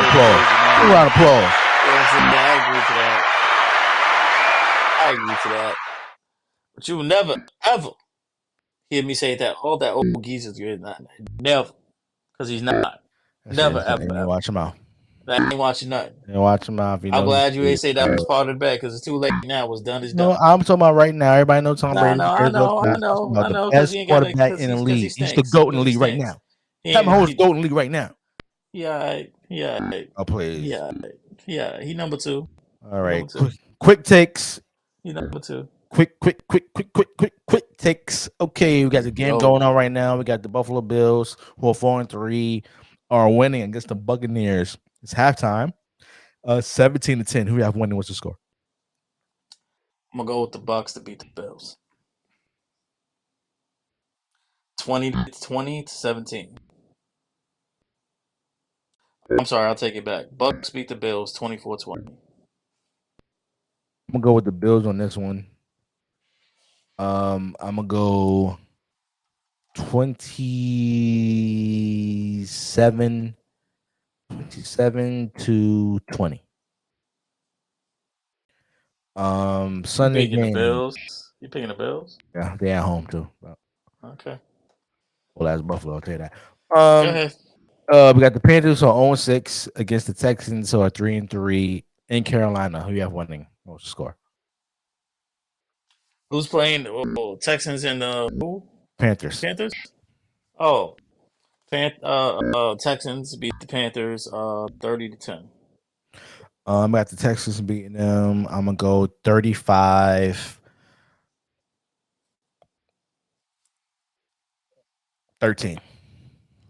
Okay. Next game we got the Dallas Cowboys at home against the Rams. Cowboys are 4-2 and the Rams are 3-4. Who you have winning? What's the score? I got the Rams beating the Cowboys 24-20. I'm gonna go with the Cowboys on this one, 28-21. Green Bay is at home who are 2-4 against the Vikings who are 3-4. Who you have winning? What's the score? I got Minnesota beating Green Bay 28-20. I'm gonna go with the Vikings as well. I'm going 21-17. We got the Colts at home who are 3-4 against the Saints who are 3-4. Who you have winning? What's the score? That's a tough one. Let me get the Colts 26. Colts Saints 23 overtime. I'm gonna go with the Colts on this one. 28-17. The Dolphins at home against the Patriots. Dolphins 5-2 and the Patriots just 2-5. Yeah, winning. What's the score? And watch them out.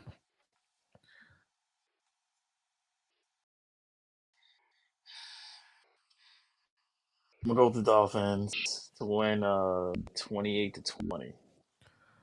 I'm gonna go with the Dolphins to win 35-20. And I put up. They're putting up 35 points at home. I'll take You, that. you already talked about the heat and the sun and all that. Please. This is good. This is gonna be a toughie for you. This is gonna be a toughie for you. Even though it disgusts me, it's gonna be on CBS. Okay. At 1:00. The New Jersey Giants are 2-5 against the New Jersey Jets, who are 3-3. Who have winning? What's the score? Damn it. You get the Denzel laugh.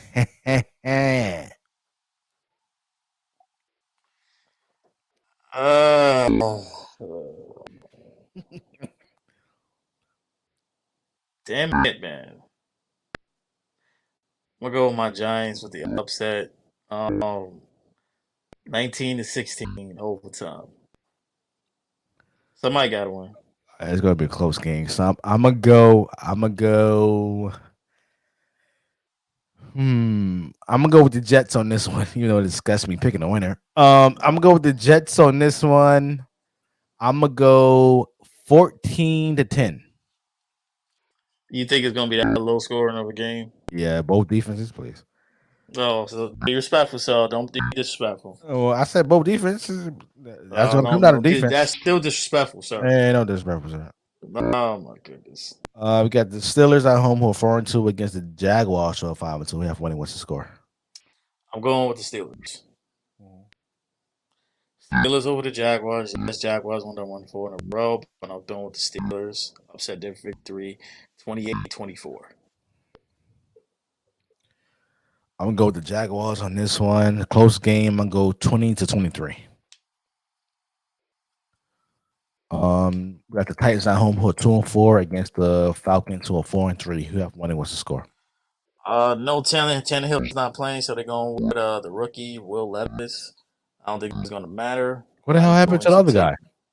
Ryan Tannehill, he's hurt. No, not right. No, the black guy. Malik Willis. Yeah. I think they're gonna split time. They split time. Oh, it's split time. They split time. I don't think it's gonna matter. So I think they're going to go with. I'm going with the Falcons. I'm gonna go 17-13.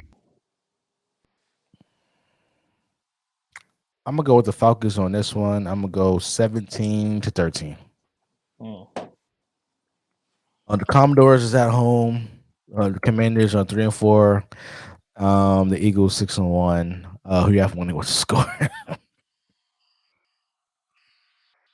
I want to go. Damn it! I want to go with the Commodores so bad.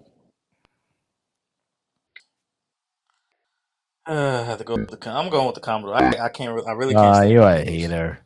You call it what you want, man. It's real hate. You're right. You're right. That's fine. Ain't no hater. It's just despise. It's just despise. I'm going to go with the Commodores. Upset victory, 20-14. I'm gonna go with the Eagles on this one. I'm gonna go 28-17. Okay, that's a good story. Seahawks are 4-2 and the Browns are 4-2. Who you have winning? What's the score? It's in Seattle. It's gonna be a goodie. This is gonna be a high scoring game. I'm going to go with. I'm No, going to go with Cleveland. I'm going to go with Cleveland. No, Deshaun Watson as well. I'm still going to go with Cleveland. That defense is real. I'll go with the defense. It's going to be 23-20. I'm gonna go with Seattle. 21-14 by touchdown. Okay. Cardinals at home, who are 1-6 against the Ravens, 5-2. Who you have winning? What's the score? It should be a no-brainer. I'm going with the Ravens to beat the Cardinals, 28-17. The Ravens win this one, 35-10. Mm-hmm. The Broncos at home, who are 2-5 against the Kansas City Chiefs, 6-1. Who you have winning? What's the score? I'm rolling with the Denver Broncos with the upset Come special. on. With the upset special. Get the fuck out of here! What fucking warming up? Get out of here! He don't feel shit because he coked up all the motherfucking time. Stop the cap. Right now, and let's just gather up all these bricks and let's build a shelter for the homeless. So that maybe your mother has a place to live. And your sister, too. I want your mother and your sister out of my house immediately. You're unbelievable. You're unbelievable. Go ahead, pick a score. I'm going with the Broncos with the upset special. I think they get the upset. I'm going with 19-17 Broncos. 19-17. 19. They're not scoring. Kansas City not scoring over 20. I guarantee to score over 20 points. I'm going. Okay, nah, we already know what you're going with, so just get the score. Of course. Let me just set this up. You best believe. You best believe Taylor Kelsey's gonna be in the house. Mama Kelsey's gonna be in the house.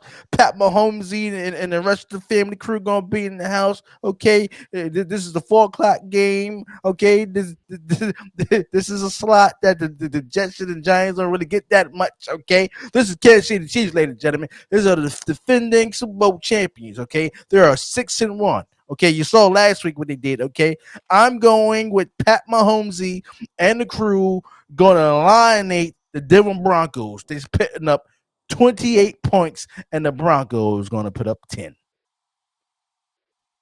Yes, Russell Wilson's going to be running for life. You saw Chris Jones last week. Please. And you trust that damn offensive line when it comes to the Broncos? Please. Russell Wilson's going to be running for his damn life. The Bengals are away. Again, this is a good one right here. Another 4:00 game. 49ers are 5-2 at home against the Bengals, who are 3-3. Who have winning? What's the score? Ooh, Bengals coming off the bye. San Fran back-to-back losses. I'm gonna ride with San Francisco. I still think they got something to prove. I'm gonna go with San Francisco in a close game, 23-21. I'm gonna go with the Bengals on this one. Not sure about Brock Purdy's gonna play. Yeah. How about that? So I'm going with the Bengals on this one. I'm gonna go respectfully 21-17. That's fair. That's absolutely fair. The Bears 2-5 is at the Los Angeles Chargers, who are 2-4. He ain't winning with the score. Be respectful. I ain't being nothing. Go ahead. Be respectful. Please. I'm rolling with my Chargers. I got Roman Justin Herbert, best quarterback, one of the best quarterbacks in the league. 28-20, 28-14.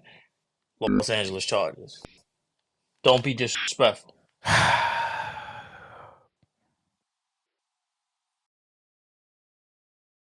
I'm gonna go with the Bears on this one, ladies and gentlemen. I'm going with upset.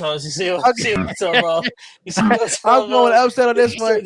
I'm going upset, ladies and gentlemen. I don't get if Justin Fields is playing or not. I'm going with the Bears on this one. It shocked me last week, and then they're gonna shock me again. I'm going with the Chicago Bears winning this one, 28 by a touchdown to 21. The boy Justin Herbert, the Bears gonna put that pressure on Justin Herbert and gonna fold like he always do. Okay, watch your mouth. I ain't watching out there. Monday Night Football. We got the lost stinking Vegas Raiders against the Detroit Lions. The Raiders are 3-4, and the Lions are 5-2. Who you have winning with Skull? I mean, this better not be. I'm gonna say it right now, Detroit. You better not stink this up. This is the first Monday night game y'all had since 2018. You better do me right. I'm going with the Motor City Detroit Lions to beat the brakes off them dirty, stinking, Raiders. You stink. Going with the Lions, 30-10. 30-10. Stand. Just stand. Go ahead. If Jimmy G plays,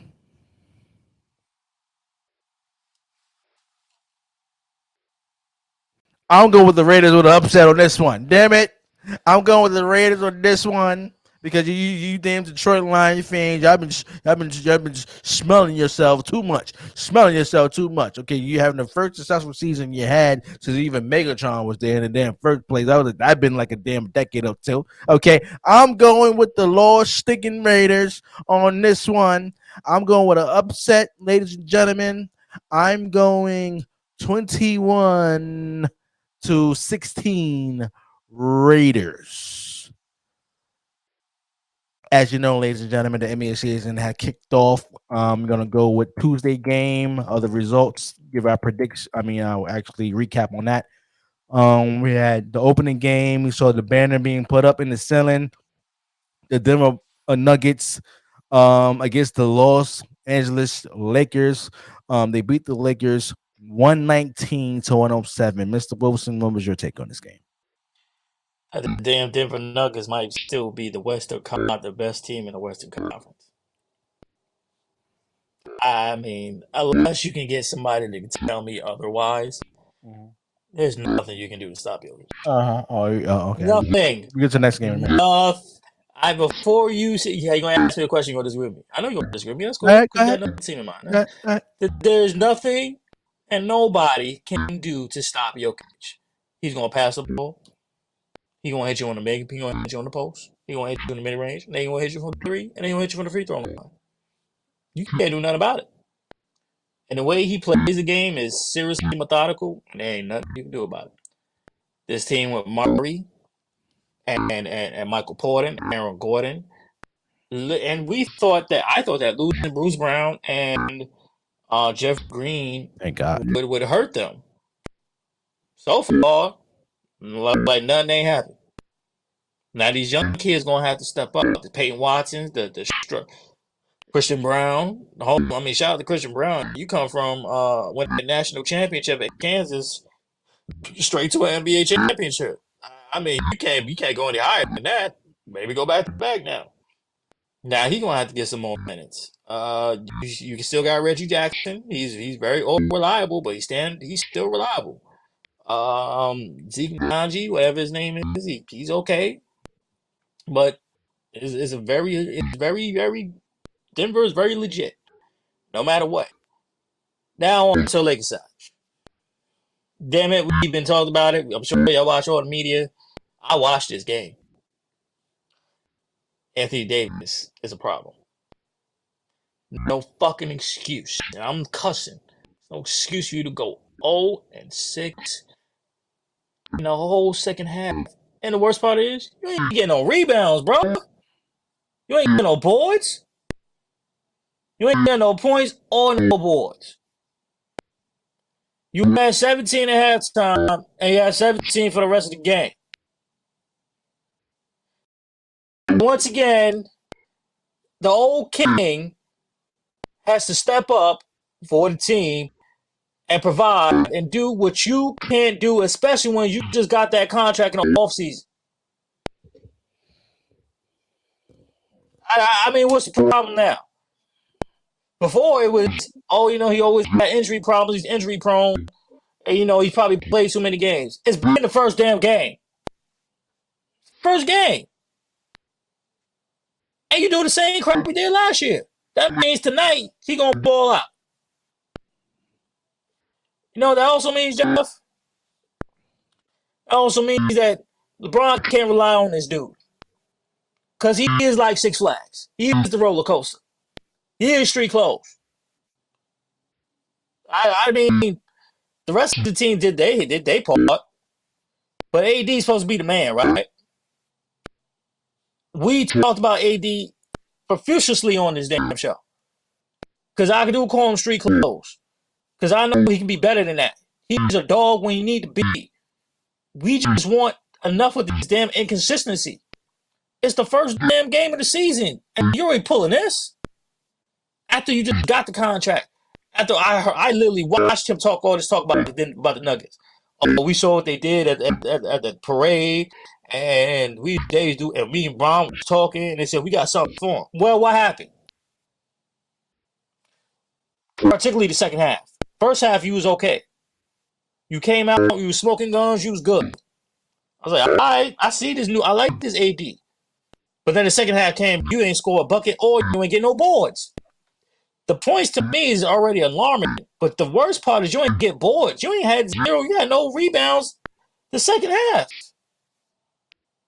That's the more alarming thing for me. And you are 7 feet tall.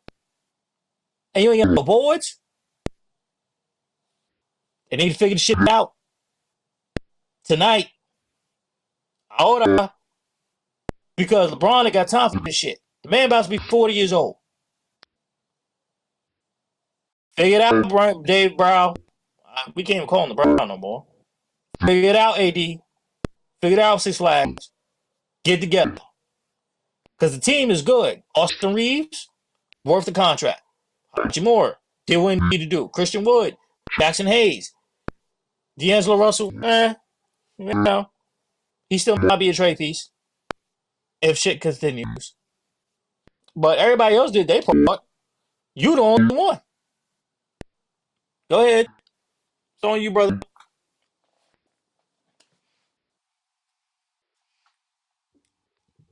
When it comes to the Nuggets is a better team than the Lakers. It's just that simple.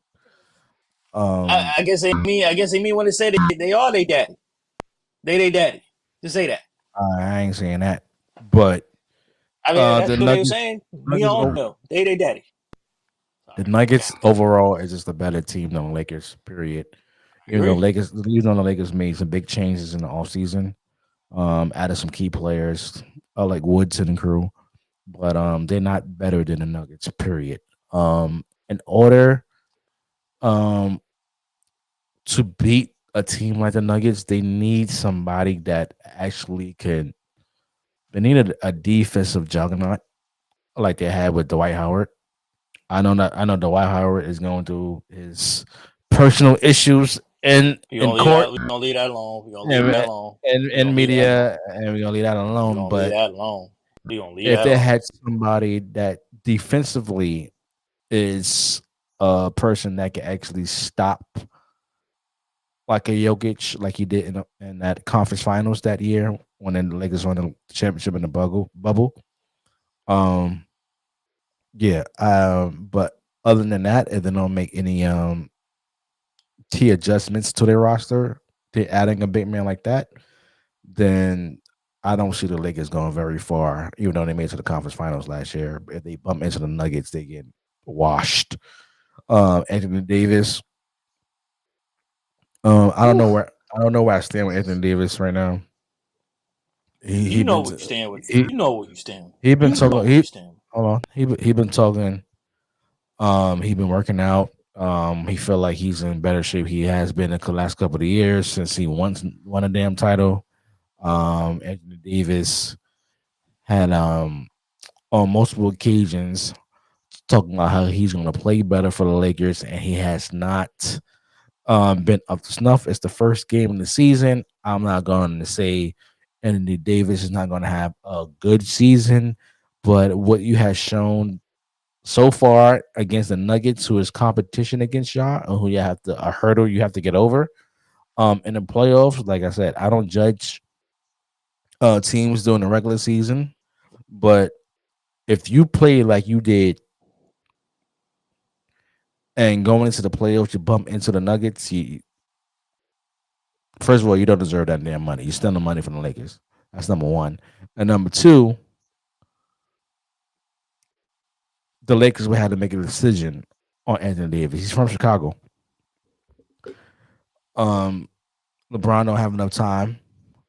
The window was closing, and the Lakers will have to make a decision on what they're going to do with Anthony Davis. For the Nuggets, again, congratulations winning the championship. I'm glad you didn't sign Bruce Brown with his I don't know.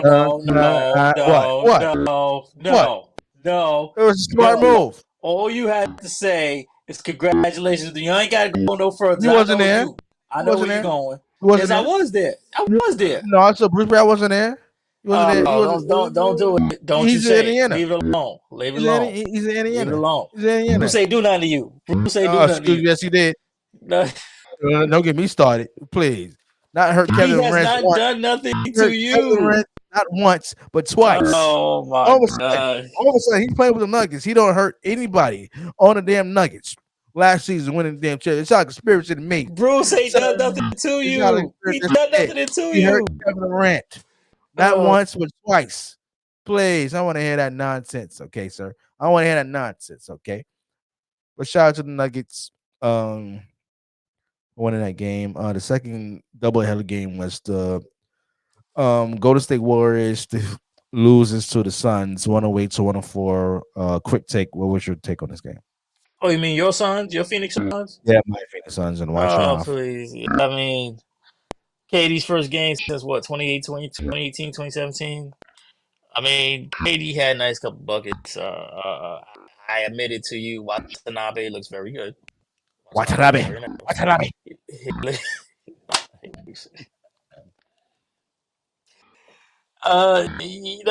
looks okay. I'm happy that your team finally has some damn depth, because that was the biggest issue you had last year.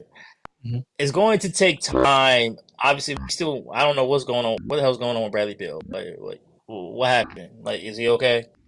It's 2 games already. He ain't playing. What's going on? Bradley Beal and Bookie's not playing tonight. No, I know about tonight, but I'm just talking about what's wrong with Bradley Beal now. Like, you ain't got no shoes. What's the problem now? You always hurt. He hurt. You're right. He always hurt. That's my key for your team. It's not about offense, not about defense. It's simply, can y'all stay healthy? And damn it, we're in game 2. You already got 2 players hurt. Now you got to ask, make sure that everybody in the Lakers, that mop boys is doing their job. That's what we talk about, mop boys. Make sure they do their job. That can stop your team. Damn right. You're damn right. Do your damn job. Somebody always hurting Kevin Durant. Is Bruce Brown or damn mop boys hurting Kevin Durant? Don't play Bruce Brown. Bruce Brown got nothing to do with this. I got receipts. He had nothing to do with you. You mean conspiracy receipts? That's what it is. Damn right. Damn right. Don't start with this nonsense. Okay, it's facts, sir. Nonetheless, trading. It looks like trading Ayton was the blessing that y'all needed, because Nuggets looks like an upgrade. Golden State. My biggest problem with Golden State, they're just too damn small. They too small. It doesn't make any sense. Like, I understand Looney is that guy, but like, homie is just way too small, and there's nothing you can do about it. Looney is only what, 6'8", 6'9". Yes, they played their first game without Draymond, but Draymond does make some type of a difference offensively and IQ wise. But if y'all have no height, no girth, no height, or anything like that, there's nothing y'all can do. And I believe this is going to be the major issue with Golden State going forward. And that's the only thing I have on Golden State. It still is going to take time to see CP3 and Steph and playing off ball and all that. I don't see that as a problem. Problem is, for me, is going to be your health, and more importantly, your depth. It's time for Kuminga to step up. It's time for Moody to step up, because if you're not ready to step up, you're tradable. That's what I see from Golden State. Good game by both teams. It only came down to maybe 1, maybe 2 possessions, and this is the type of game I expect from my F. The West is deep, bro. The West is deep. Even teams like we talked about the top tier. We didn't even talk about the middle tier. We didn't even talk about like the Minnesotas, the New Orleans Pelicans. We like Memphis, Sacramento, those teams. Maybe a slight possibility of a San Antonio, Dallas. This West is so damn deep. Oklahoma City. That's a damn good team. I don't care what anybody says. Forget the youth. Oklahoma City could make the playoffs. That's my take. They are the biggest. I think the Oklahoma City Thunder are the biggest dark horse in the whole Western Conference. They can do some damage, some serious damage. They are deep. They are young. They can play. They got length. They got height. They got everything that a team needs. So does New Orleans. But all that determines on Oklahoma City is if they're ready to take the next step. Are they ready to be this year's Sacramento? That's my thing with Oklahoma City. They were one game away from getting to the playoffs. Now, who knows what damage they could have done? New Orleans, it all depends on Zion. Wait. You going too far. I'm sorry. Yeah, I was actually about to. I was feeling it. I see. It's supposed to be a quick take, sir. Sorry. As for the Phoenix Suns, like I agree with you. The key factor is Bradley Beal. I don't want to see any commercials or any video of Bradley Beal talking to the youth basketball players saying if they make it to the damn NBA, they're going to get that he's going to give them problems because his eligibility to score. Sir, I got a news flash for you, Bradley Beal. I got a news flash for. Did you see this video, by the way? I think it happened a year ago. It was a year or two ago. And Bradley was this Beal in his hometown in St. Louis. I'm not sure it was his hometown, but he's talking I to. did see the video. It was he was talking to a whole bunch of youth kids and stuff like that. Yeah. Somehow bust I your didn't see the ass. video. Like I know what you're talking about. You can't bust their ass if you don't play any games. How many games you have missed the last couple of seasons, Bradley Beal? I mean, my God. And not only missed a couple of games, damn it, you got your checks. You got your checks. If I was a youth and Bradley Beal was talking to me like that, please. I ain't trying to hear it. Oh, if I do make it to the league, Bradley Beal, are you going to play a game? Are you going to play a game? Do I get to play against you once? How many times do I get a chance to play against you, Bradley Beal? Because you talking this damn nonsense, talking about you how you gonna just bust my ass and there's 1,000 scorers just like me and putting all this pressure on the young kids. Are you gonna play a game? I don't hear none of that nonsense, Bradley Beal. You have a chance to get a ring on your finger, sir. A ring on your finger. Not only you are playing with two of the best players you play with in your whole career. You ain't playing with no damn John Wall. You playing with Kevin Durant, KD, who could put up for 40 in his sleep. You are playing against Devin Booker, who's one of the greatest scorers in this league right now, who can average 30 points a game. Are you going to be healthy? I don't want to see no more damn videos. You talk to the youth about I'll bust your ass, and you lucky I ain't on that damn team because damn it, I'll be like, you can bust my ass, okay. Oh, you sure you're gonna play? That's gonna be my response. Are you sure you're gonna play?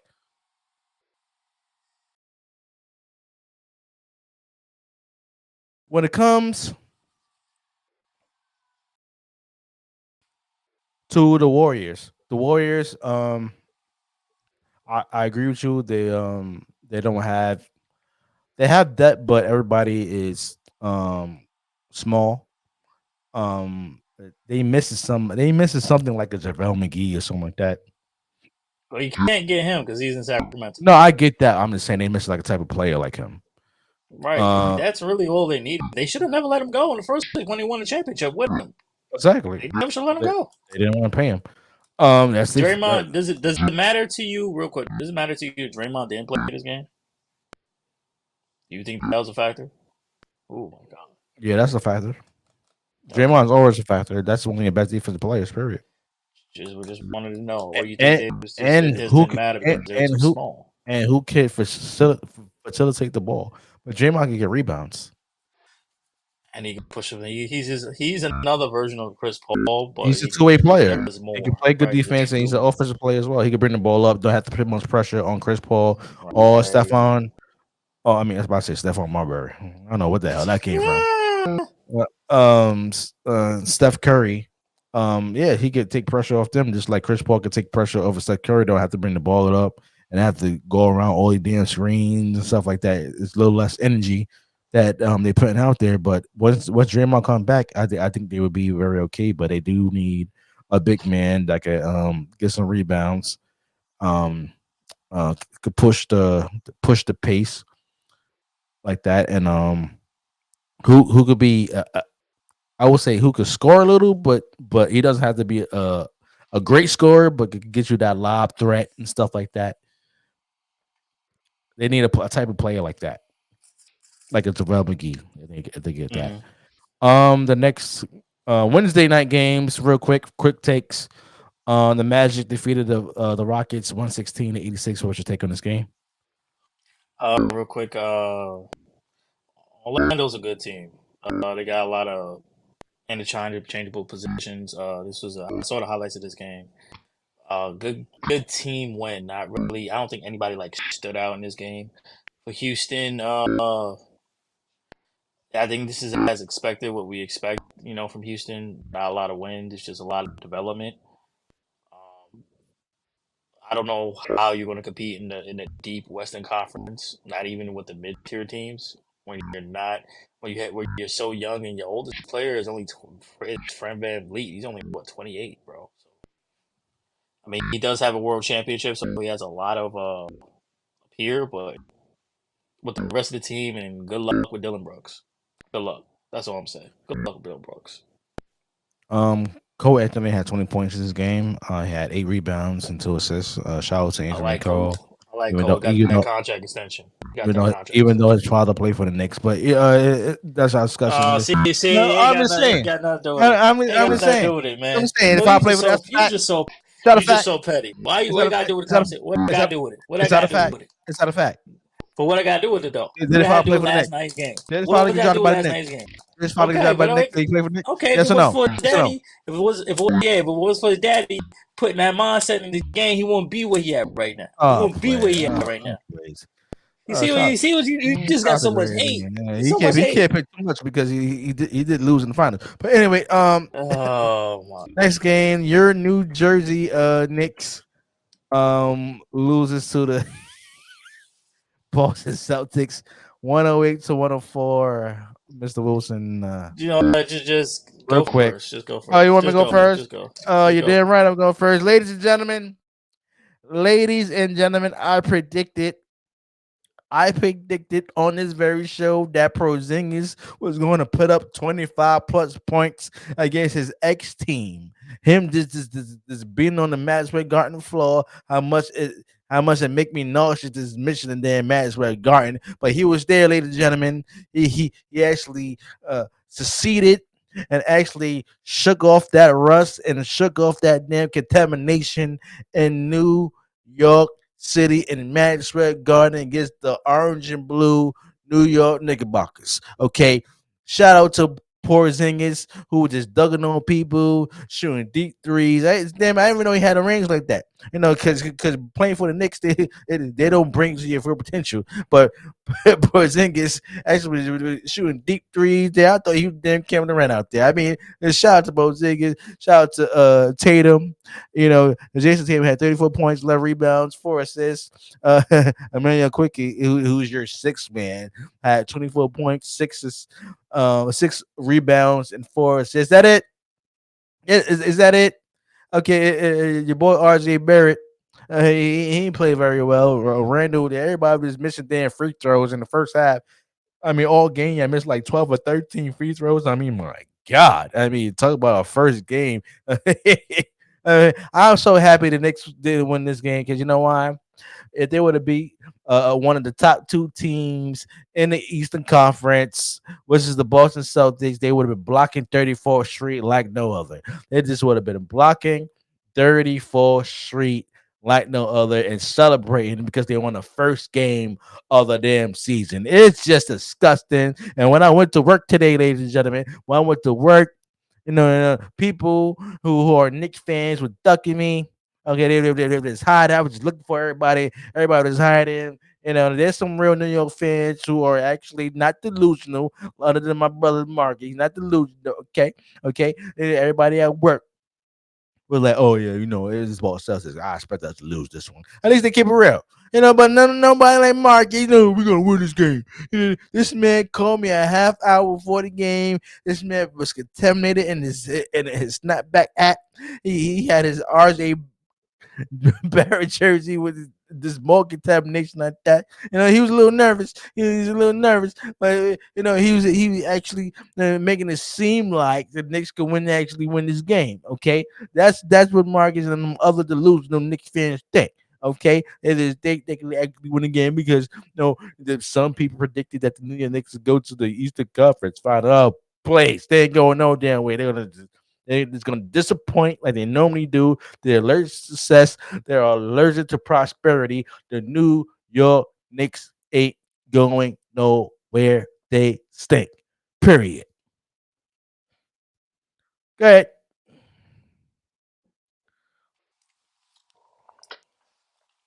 First things first. Enlighten me. You s- Enlighten me. you so disrespectful. That I doesn't ain't make any disrespectful. sense. Facts. No, it's one game.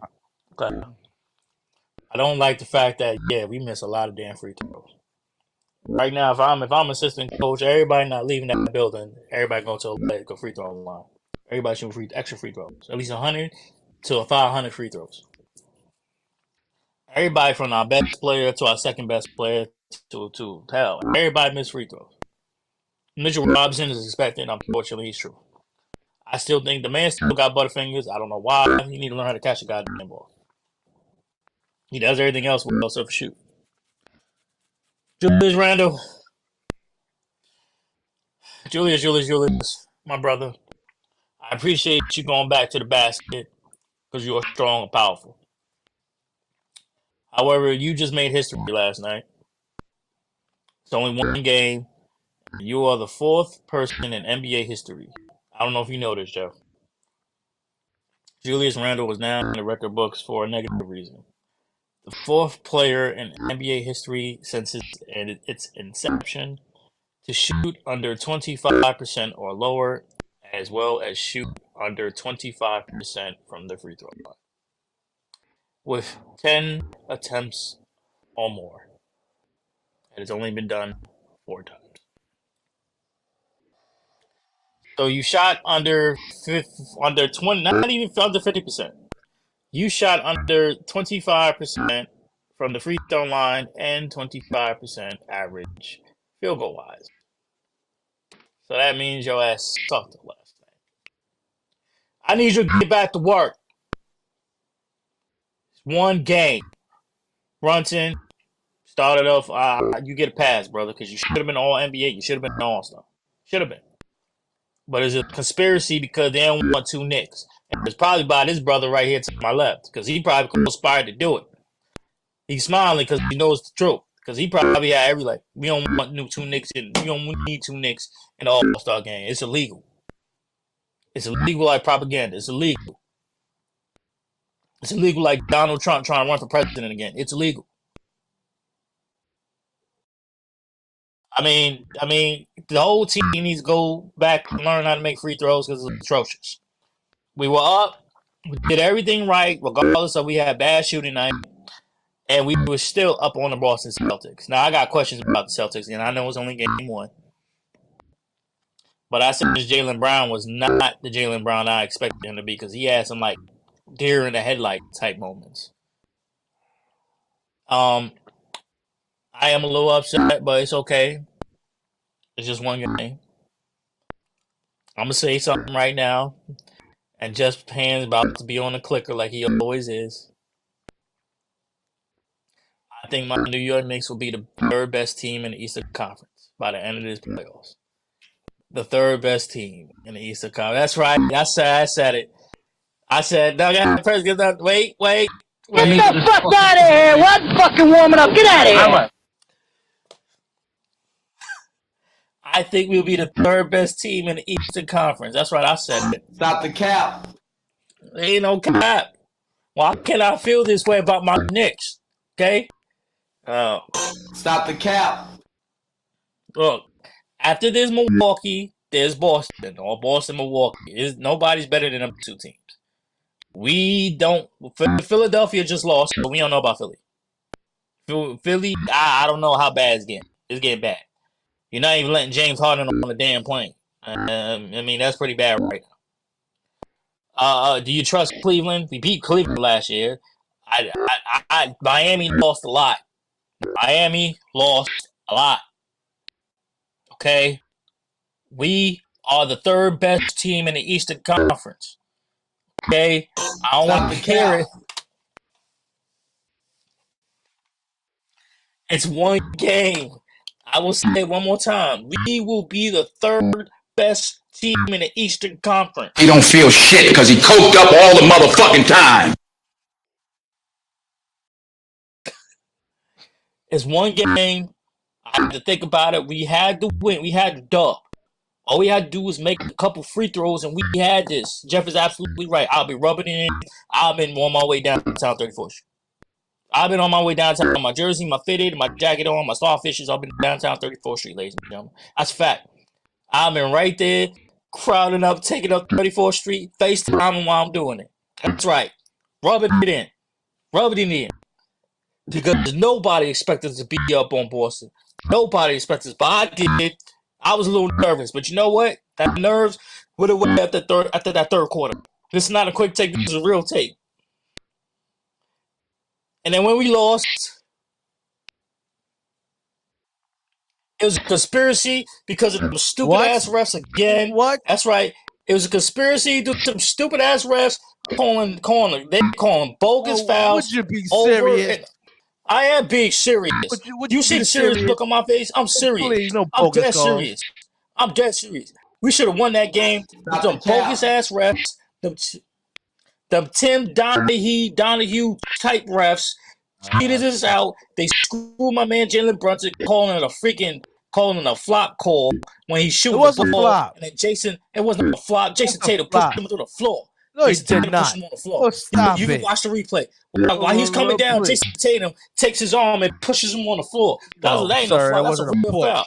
That's a fail. That's a push. Exactly. It's a push. He pushed my man to the floor. I don't want to hear that. I don't want to hear that. It wasn't. I was patting the back. That's what it was. It's a little want to make it more extra.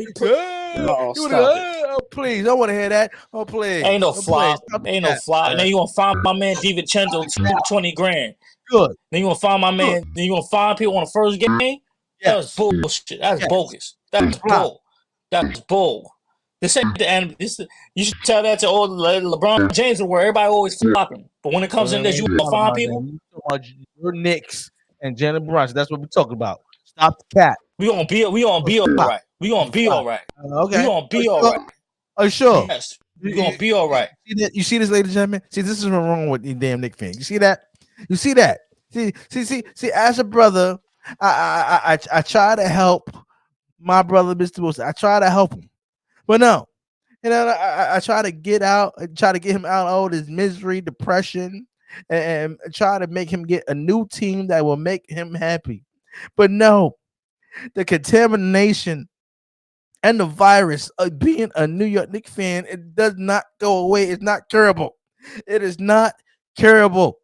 Ladies and gentlemen, he is going to stick with his team through thick and thin, never going to give up on his team, even though they stick up the joint every damn year.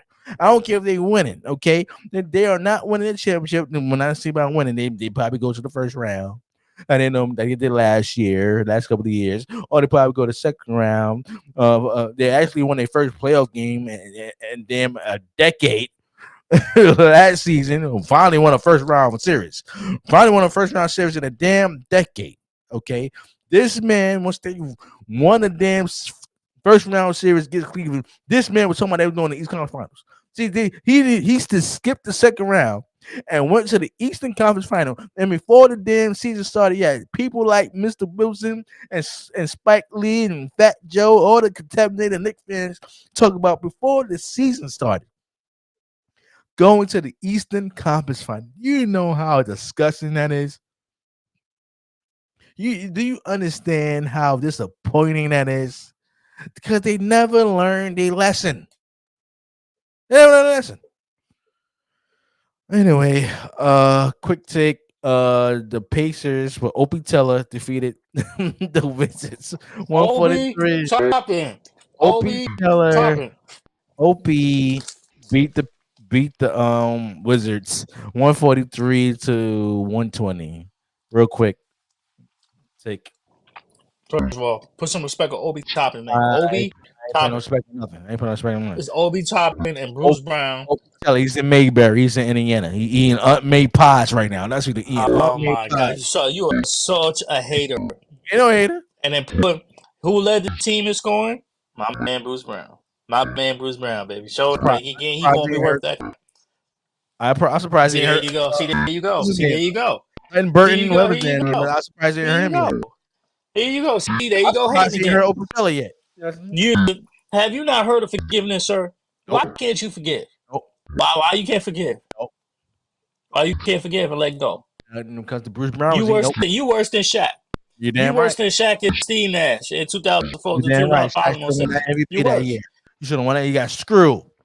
Yeah. Anyway, anywho, at the end of the day, Pacers gonna be outscoring a lot of teams, and the Wizards ain't gonna be stopping nobody. First game you led 143. That's not good. Jordan Poole, he looked alright first game, but I believe he might be better. I mean, Tyrese Halliburton's gonna be he's already one of the best young players in the game. Not more, not less. Shout out to my man Bruce Brown. Shout out to Obi Toppin. Hope you do better, brother. Show my love to you. Whatever. Pacers might be a playoff team. Pacers might be a playoff team or a play-in team. Go ahead. Who cares? You really are a hater. You really are a hater. I'm come to really, you really are a hater, man. Wizards, who cares? Next game, the Hornets defeated the Hawks 116 to 110. Anytime you beat Trae Young is always a good day, baby. It's always a good day. What I just say, anytime you beat Trae Young is always a good day. That's what I'm saying. Same time, that's why. What? Because you beat your Knicks all the damn time. That's why. That's not true. We beat them once. He had 23 points, 9 assists. Terry Rozier, who should be asked for a trade away from the Hornets, who scored 25 points. Oh my God! Why do you need to ask for a trade, sir? Why does he need to ask for a trade? Because the Hornets stink. They don't stink. I don't know what they're doing right now. Go ahead. Or go to a team that you can help win. Terry don't deserve to be in the damn Hornets. Maybe he wants to choose. I think he just re-upped too. Of course, anybody can re-up with the damn Hornets. I mean, my God, you just dry them. You just charge them to give me $240 million and they pay it. Give me 4 years, $240 million. Next game, the Raptors defeated the Timberwolves 97-94. Shout out to Dennis Schroeder. Schroeder showed up. 22 points, I believe, like 7 assists. He's been balling since that Olympic tournament, man. When he won the MVP. So this has been this year. This has been this second half of the year for him. So he's been one of the best. I hate to say it sounds crazy. One of the best players in the world, but we know that's not true. But shout out to Dennis Schroeder. He's been balling. Shout out to Ant-Man Anthony Edwards. 26 points, 14 rebounds. Where's Rudy Gobert when you got 14 rebounds? Has somebody help me understand that, please? That's a damn shame. That's a damn shame. It's a damn shame when your two guard out rebounds you. What are we doing here? Why does Anthony Edwards have 14 rebounds? What you got? And you got $160-something million on your contract. And your job is to block shots and get rebounds. And Anthony Edwards, an overall who does way more than you do, has more rebounds in the first game as you and Karl Anthony Towns. Go ahead. That's disappointing. That's a problem. Shout out to Ant-Man. Shout out to Ant-Man. Dennis Schroeder has been playing well since the Olympics. I didn't know he went to the damn Raptors. To be honest with you. Shout out to Anthony Edwards as well. I'm paying That's how deep I am. That's how deep I am in the league. That's how deep I am. Me paying attention to Dennis Schroeder. I mean, my God. I mean, I'm I talking about gotta watch his every move. Please. Good win by the. Say every move. Don't hate. Now, if you would have said something different, you was in Phoenix. You would have said something different. He's in Phoenix. We don't need Dennis Schroeder. Anyway. Apparently, I need 5 guards. What's the problem? Yeah, I need Jesus. The Knicks need Jesus. We all right. We going to the Eastern Conference Finals. I ain't gonna even contaminate Jesus like that. I please. Now we talking about Jesus being contaminated. What we talking about here? See, this is how you take things too far. Y'all take things too far. Oh please. See, y'all take things too far, man. You had Jesus on the team and still lose. I don't want to hear. Oh my Lord. Horrible, bro. The Heat defeated the Pistons 103-102. Hey man. You know, maybe the Pistons might be coming up, man. I can see that. I don't know yet. I can see that too. Finally. This is a nice squad. I mean, the fact that they only won by 1 point says a lot about Miami. I mean, Detroit is still an up-and-coming team, but the fact they only won by 1 point, that's a problem. And I'm telling you right now, Miami's not going to be the same team as they were last year.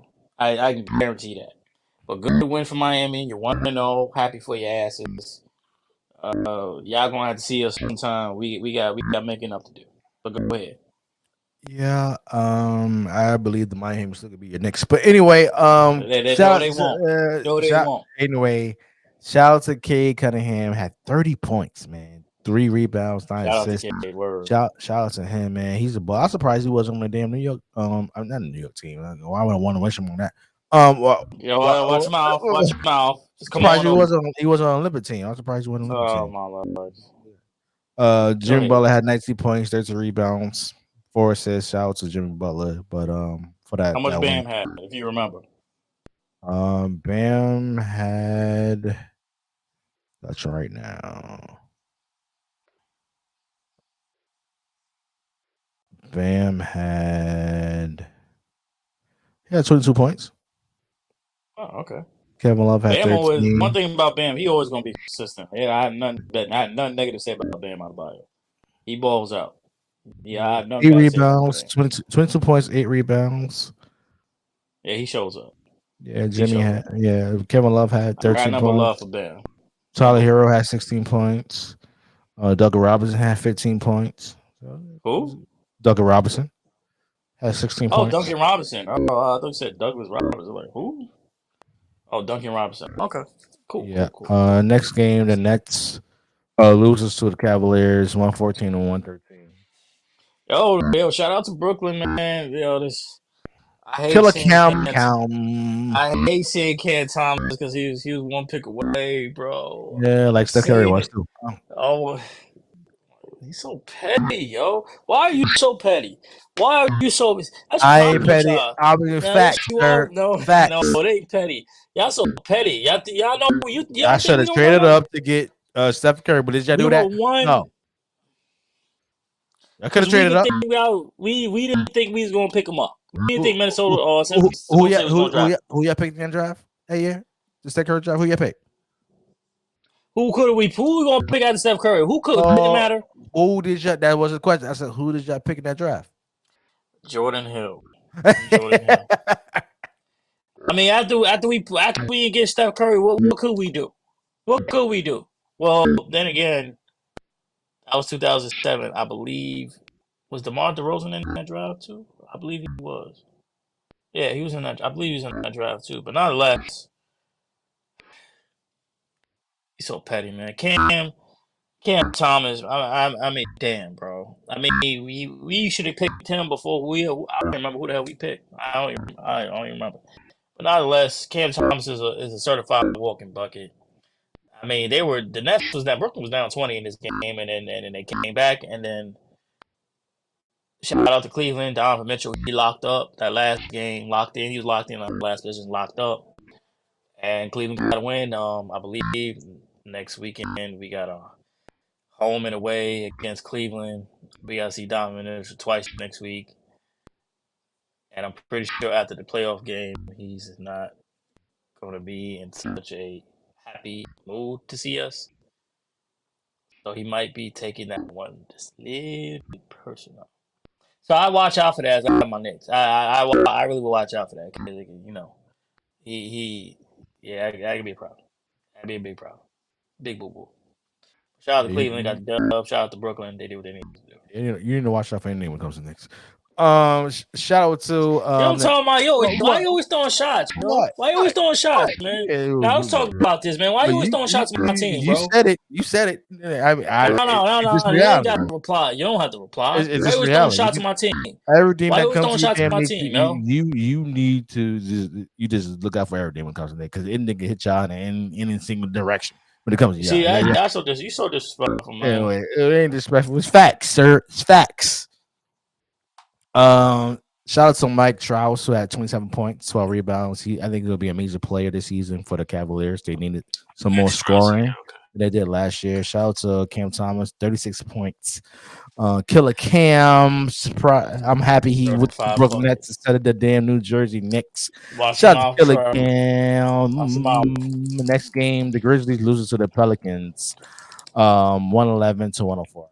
We're taking breaking news. Zion is Zion. Zion looked like Zion, but do you still think that he's Zion?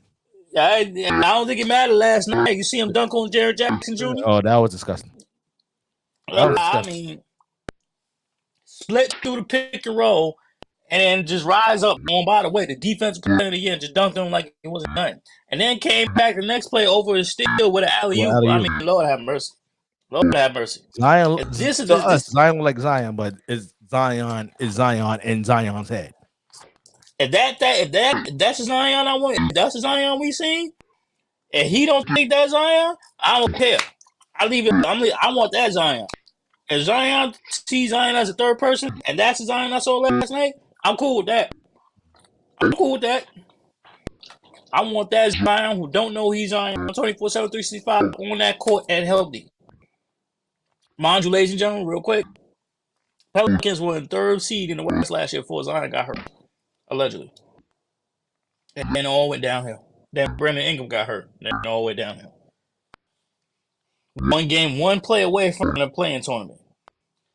Pelicans need to be the Pelicans, or else some moves are going to be made. I think the Memphis Grizzlies are going to struggle this year.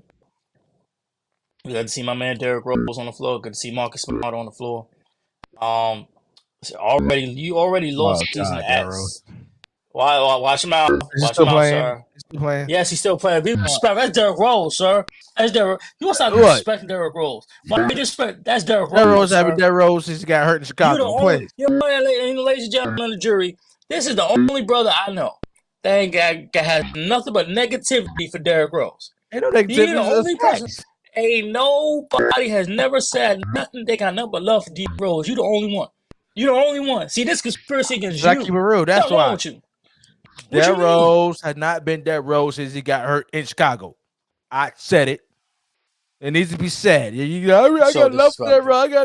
Y'all all can say that. I got love for Derrick Rose. I got love for Derrick Rose. That's Derrick Rose. He has not been his thing since he got hurt in Chicago. And that's Tibbs' fault. That's Derrick Rose, sir. That makes sense. Tibbs ran him into the ground. That's what happened. And nobody want to say it, damn it, I'm going to say it. Always come back to my team. Your damn coach for the New York Knicks ran Derrick Rose into the ground. Wow. Period. That's a fact.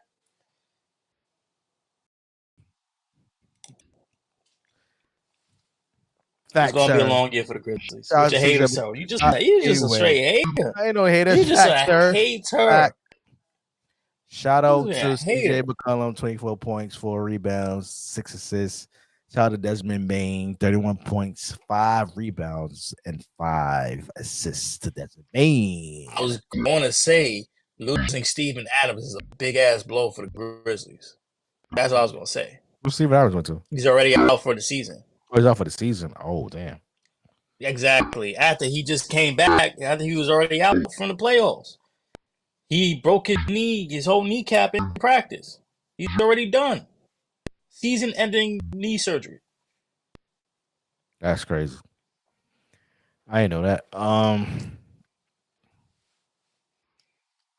Next game, the Bills defeated. Oh, they lost to the Thunder 124 to 104. Which quick take on this game? I'm going to say what I said earlier. The Oklahoma City Thunder are the biggest dark horse in the Western Conference. There's no ifs, ands, or buts about it. Shea Gillis, Joe, SGA. You have to give me credit on this. I've been preaching SGA for the last 3 years. Have I not? I've been preaching about homie. Huh? There you have. I gave you that. He's a top 10 player. I hate to say it. He's a top 10 player right now. He's a top 10 player. He deserves to be on that list. He's the problem. And he's getting better, and he's still only 23, 24. Oh my God. Chet, first of all, we got to talk about Chet. Chet had a forgetful first game. Nice couple points, a couple rebounds, but you getting crossover by Andre Drummond, bro, it don't look good, man. Yeah, get some better sneakers. And they were probably some Kyrie's or something. I don't know. Sir. Watch him out by Kyrie. Watch him out. But nevertheless, you can't be getting crossed over by rebounders, bro. Andre Drummond cross you over. That's not good. That's not good. But overall, good game by Oklahoma City. Chicago. Do you see Chicago as a playoff team? Who? Do you see Chicago as a playoff team?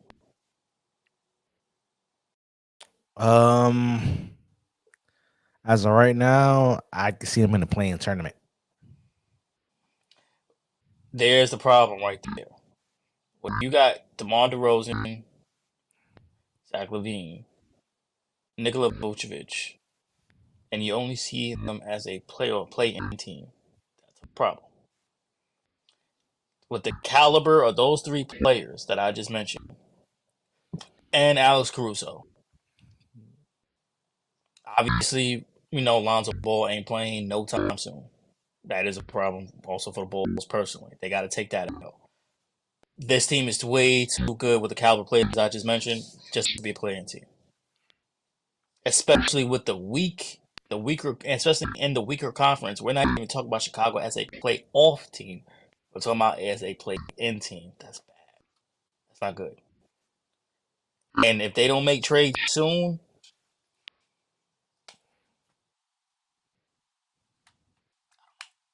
I don't know. Shout out to SGA. With 31 points, 5 rebounds, 10 assists. Yes, Lord. Jeez. DeRozan had 20 points, 5 and 2. I have the Thunder make it to the playoffs this year.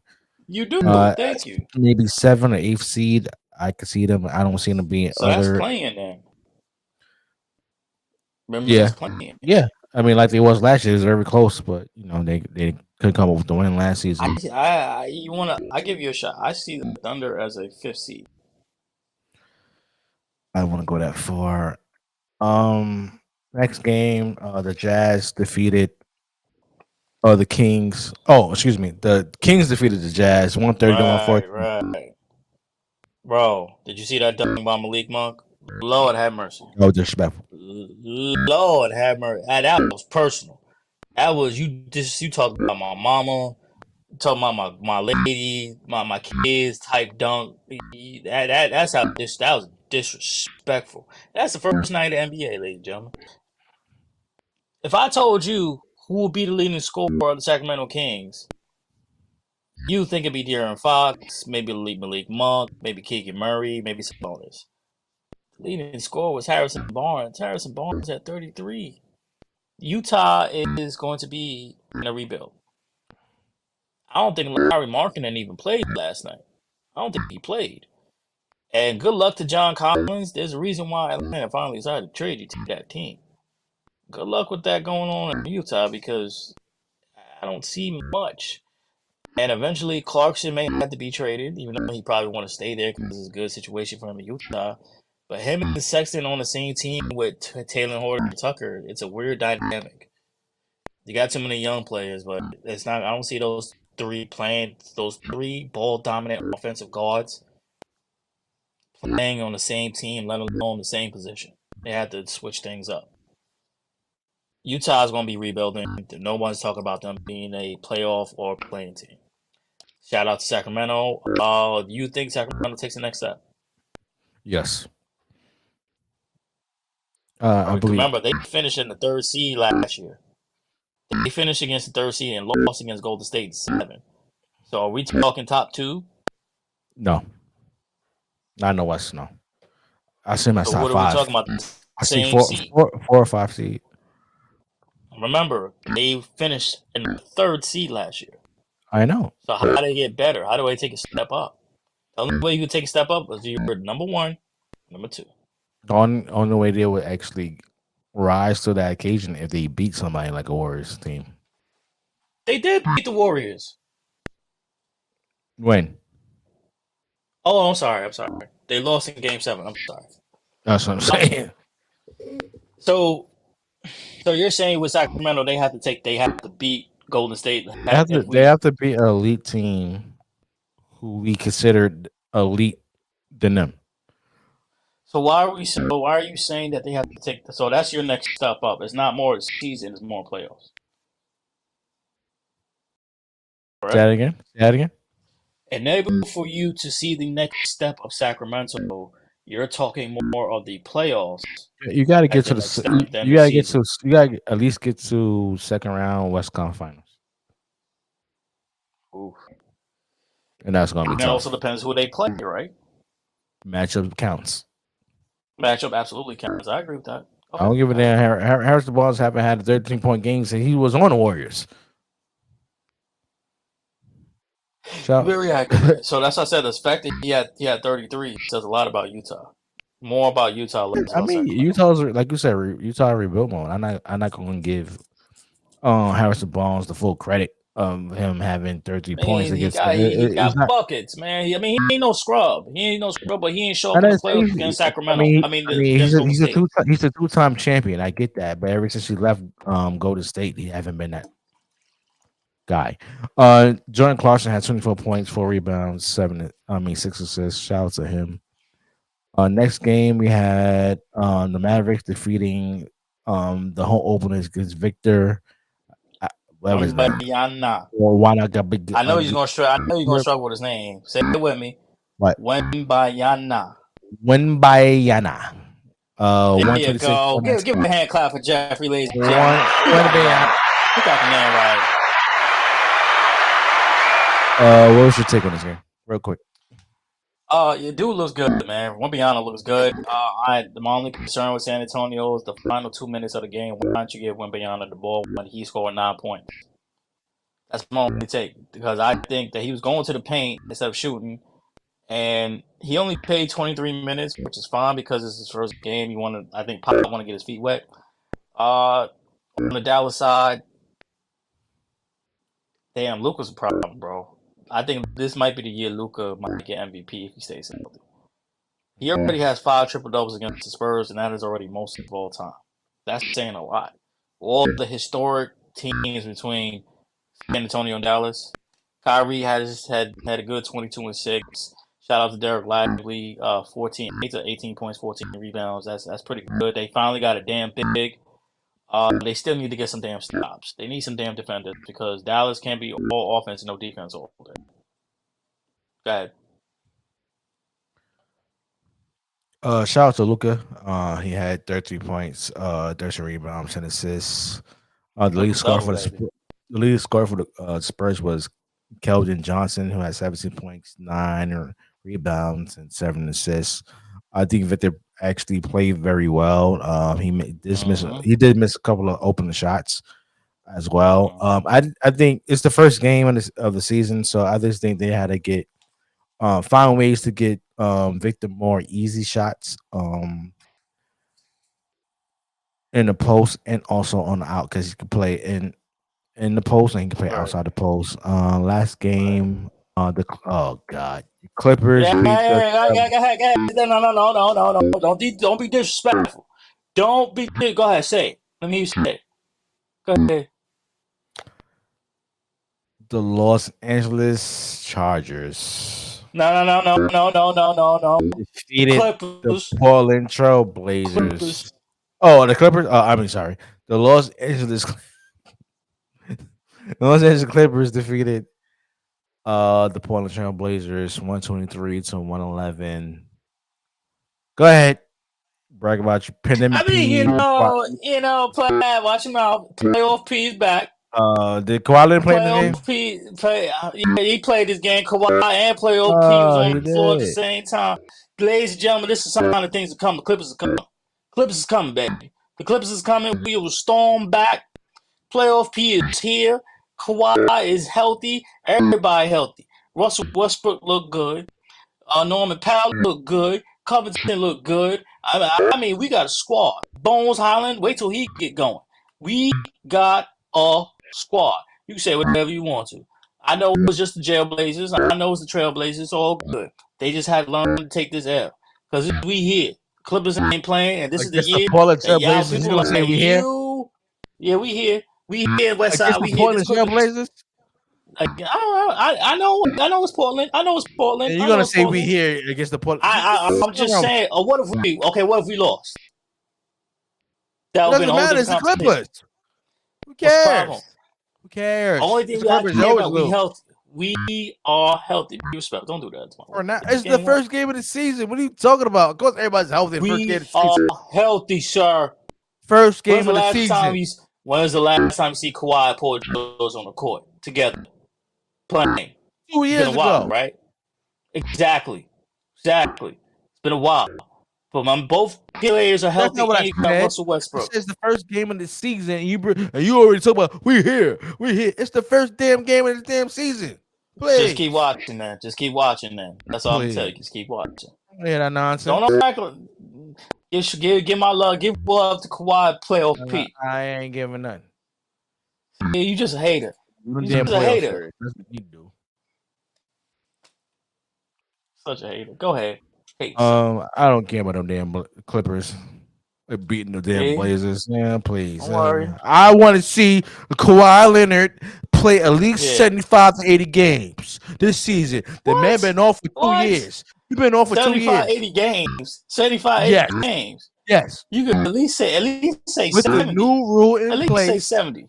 If the new rule in place, Kawhi Leonard cannot take off games the way he been doing the last couple of years. I want to see Kawhi Leonard play at least 75 to 80 games this season. Kawhi been hurt, man. Kawhi been hurt. Oh, that's quotations right there. Hurt. Been hurt. Oh, please. The man has been collecting money from the Clippers. He's been collecting money from New Balance and all that stuff. Don't do that. I don't want to hear nothing. Don't do that. Nothing about the Kawhi Leonard. Are you trying to say they've been stealing money? Yeah, right. Kawhi's stealing money. And he's at home doing it. That's the funny part about it. This man chilling with his family, barbecuing, drinking Kool-Aid and cornbread and all that good stuff. He's at home at the crib chilling in Los Angeles, okay? Stealing money for the Los Angeles Clippers. Mm-hmm. If you still want to consider them Los Angeles, I don't know. But anyway. Hey, in LA, don't worry about that. Please, the pandemic P with his non-winning self. Excuse me, sir. It's Playoff P. Shout out to Playoff P podcast. Shout out to Playoff P podcast. Shout out to Jackie Long. Shout out to Jackie Long. Playoff P podcast. That's a good podcast. Yeah, that's a good podcast. Yeah, only you watch that junk. I don't want to watch that junk. Oh, now it's junk. Maybe you need to look it up. They have some good episodes, sir. You tell the guy from ATL who was one of the T.I. friends, the ATL movie, to tell Don't do that. Pandemic P, you better get together, and he to tell Pandemic P to tell Kawhi Leonard, you better play 75% of the games this season. Period. Disrespect to Kawhi. You know he got a little knee problem, but he's healthy now, all right? He'll be having It's gonna be a different year. It's gonna be a different year. Kawhi had knee problems. He had knee problems when he was with the Spurs, didn't he? Okay, he left the Spurs. Okay, there was the doctors wasn't giving him good diagnosis, so he left the Spurs automatically. He got with the Toronto Raptors and won a damn championship with that same damn bad leg. Oh my god! And then all of a sudden he finally goes home, play like damn half of the damn games in the first season, and then the next season he's nowhere to be found because he got some damn leg injury, knee injury, whatever you want to call it. The man haven't played a game in damn 2 years consistently. He has not played an 82 game season in the past 2 to 3 years. I want to hear that. I want the new rule in place. And Joe Dumars, if you're listening, and I'm damn it, we at the office. So damn it, I'll go to your office and tell you this, okay? Oh my Lord, here we go. Always You want to better put be it watching. controversial. You better be watching. Kawhi Leonard. Kawhi Leonard is supposed to play Why 75 you sound to like a 80 snitch? games Why this you season. snitching? Why are you snitching? No. Why you snitching? It's a new bargaining agreement with the Players Yes, I know. Association and the NBA. Kawhi Leonard better play at least 75 to 80% of his games. He better play at least 80 games this season. 80. I say 70. I say 70 at least. I don't give a I say damn. 70. But you better have a good reason not to only play 70 games.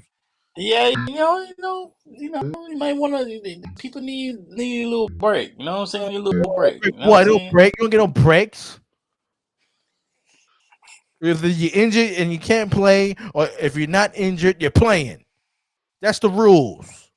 Better say that about Kevin Durant too.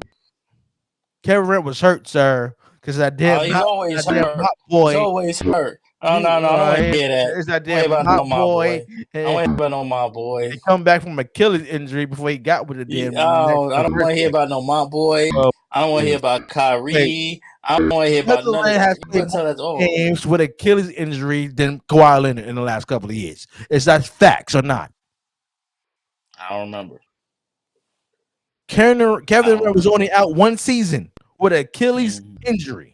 With an Achilles injury, why is that? Which is hard to come by. To come back from an injury is hard to come by. He missed one season, his first season with the Nets. Actually, go to the Nets. We went to the Knicks, but y'all want to give him the damn full guarantee. That's your fault. But anyway, he went to the Nets, missed the bubble. The next two seasons, okay, made the playoffs and got close to the damn Eastern Finals. But I ain't gonna talk about I'm not cheat up. I want to be a cheater. But you get what I'm saying. Kevin Durant has played more games than Kawhi Leonard in the last 4 to 5 years. Period. That's a fact.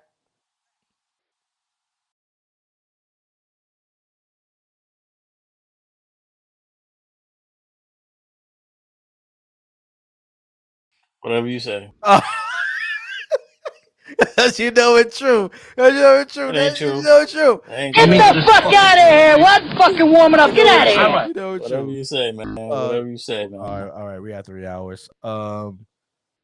I just want to run this past you. We're gonna do the predictions for WWE on pay-per-view coming up, but Sting for AEW just announced his retirement coming up. Tom. Thank God. Oh, watch your mouth, man. Watch your mouth. Did I get to pro? It's about time. He's 64 years old. Man, what's the problem? Man, go sit on the island and chill. What you paint on, man? Damn, enough. His last match is going up in the new year. Jesus. Who do you think Sting should face in his retirement match? It's easy. Darby Allin himself.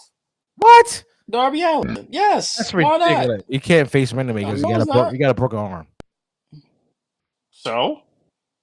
They ain't never stopped Darby Allin crazy ass before. Why would it stop him now? He has a broken arm, sir. You should watch the last Dynamite. No, I didn't. All right. Ric Flair showed up, gave Sting some love. Ric Flair showed up. Woo! I can't do that. Yeah, you can't. Don't do that. That's weird. Don't do that. Okay, because it's just a Why hair. is that weird? So I say Ric Flair. It's weird. The other person. It's weird. Other person. I don't know. I don't know about the other person. Part of the family tree who you hate on, which is my boo. No, I don't hate on Ric Flair. My boo. I said the family tree, sir. I ain't say Ric Flair. I said his family tree. How'd that work out for your daughter? My boo, Charlotte Flair, who you hate on all the damn time, sir. How'd that work out last Friday? Yeah, she got cheated out of the damn win. She got cheated twice, 2 weeks in a row. 2 weeks in a row, she got cheated out of the damn world championship. I want to hear that nonsense. Excuses. Tell Belly to mind her business, and Charlotte Flair will win a damn championship. Tell Belly to mind her business. Oh, please. Mind your business. She's done. You supposed to be a 4 horsewoman. You supposed to be a 4 horsewoman. You butting Charlotte Flair business. Please. All them bosses. She ain't won nothing this year. Belly didn't mind her business. Then watch him out. Nonetheless, I had my answer. I said Darby Allin, but the last match, it should be Christian. I see it's Christian only. If you watch the last Dynamite, it would be Christian. The Christian watch. Once we get off the show, watch. Why can't it be Edge? No. Why not? Oh, because Edge got beef for Christian. That's the, if you've been watching the last couple of weeks. If Sting gonna have a last match, the way Christian went in on Sting and Ric Flair in the last in the interview, what he did, yo, it should be Christian, by the way, because everybody else we want Sting to face is old. So it's like Christian, he's at a good age. He's respectable. He's multiple-time champion, tag team champion, and stuff like that. I think Sting should face Christian to shut his ass up and just right off in the sunset. Cause when we get off here, watch AEW, Ric Flair debut in AEW, and then you will see the whole segment, and you will see what I'm talking about. But I think Sting should have faced Christian for his final match. Okay. Other than that, ladies, it's about time you retired. It's about time the Josh retired. You did right. All these old WCW people. Matter of fact, what's the commentator name? What's the commentator name? You're talking about Jim Ross. Schiavone. No, Jim Ross. No, you never retired Jim Ross. You never retired Jim Ross. I'm talking about Tony Schiavone. He should go to retire his old ass. Anybody that's with WCW, retire all them fools. All of them. Tell them to sit their ass in Florida, Clearwater with old ass Hulk Hogan and sip on Mai Tais and sip on drinks and talk about the good old days. Okay? Watch him out talking about Hulk Hogan, the greatest of all time, ladies and gentlemen. That's the end of Saucy Discourse, season 4, episode 8. I hope y'all actually enjoyed the podcast today. Make sure you subscribe to all the platforms beyond audio and visual. Hit that share, subscribe, notification button to let you know when we drop a new episode. Go get some official Saucy Discourse merch on Teespring. The link is provided below. And most importantly, if you'd like to donate to the podcast, just hit us up on Cash App, $ Saucy Nation 18. We appreciate the love and support. Like I said in the beginning, we got the network coming soon, 24/7 network coming soon. Got some original shows in the works that'll be dropping in the new year, ladies and gentlemen. So, bro, we got anything you want to say before we got here? Nah, man, love you, bro. You know what I'm saying? Love you. You know what I'm saying? Shout out to the Saucy Nation. Shout out to the Saucy Crew. Shout out to the originals.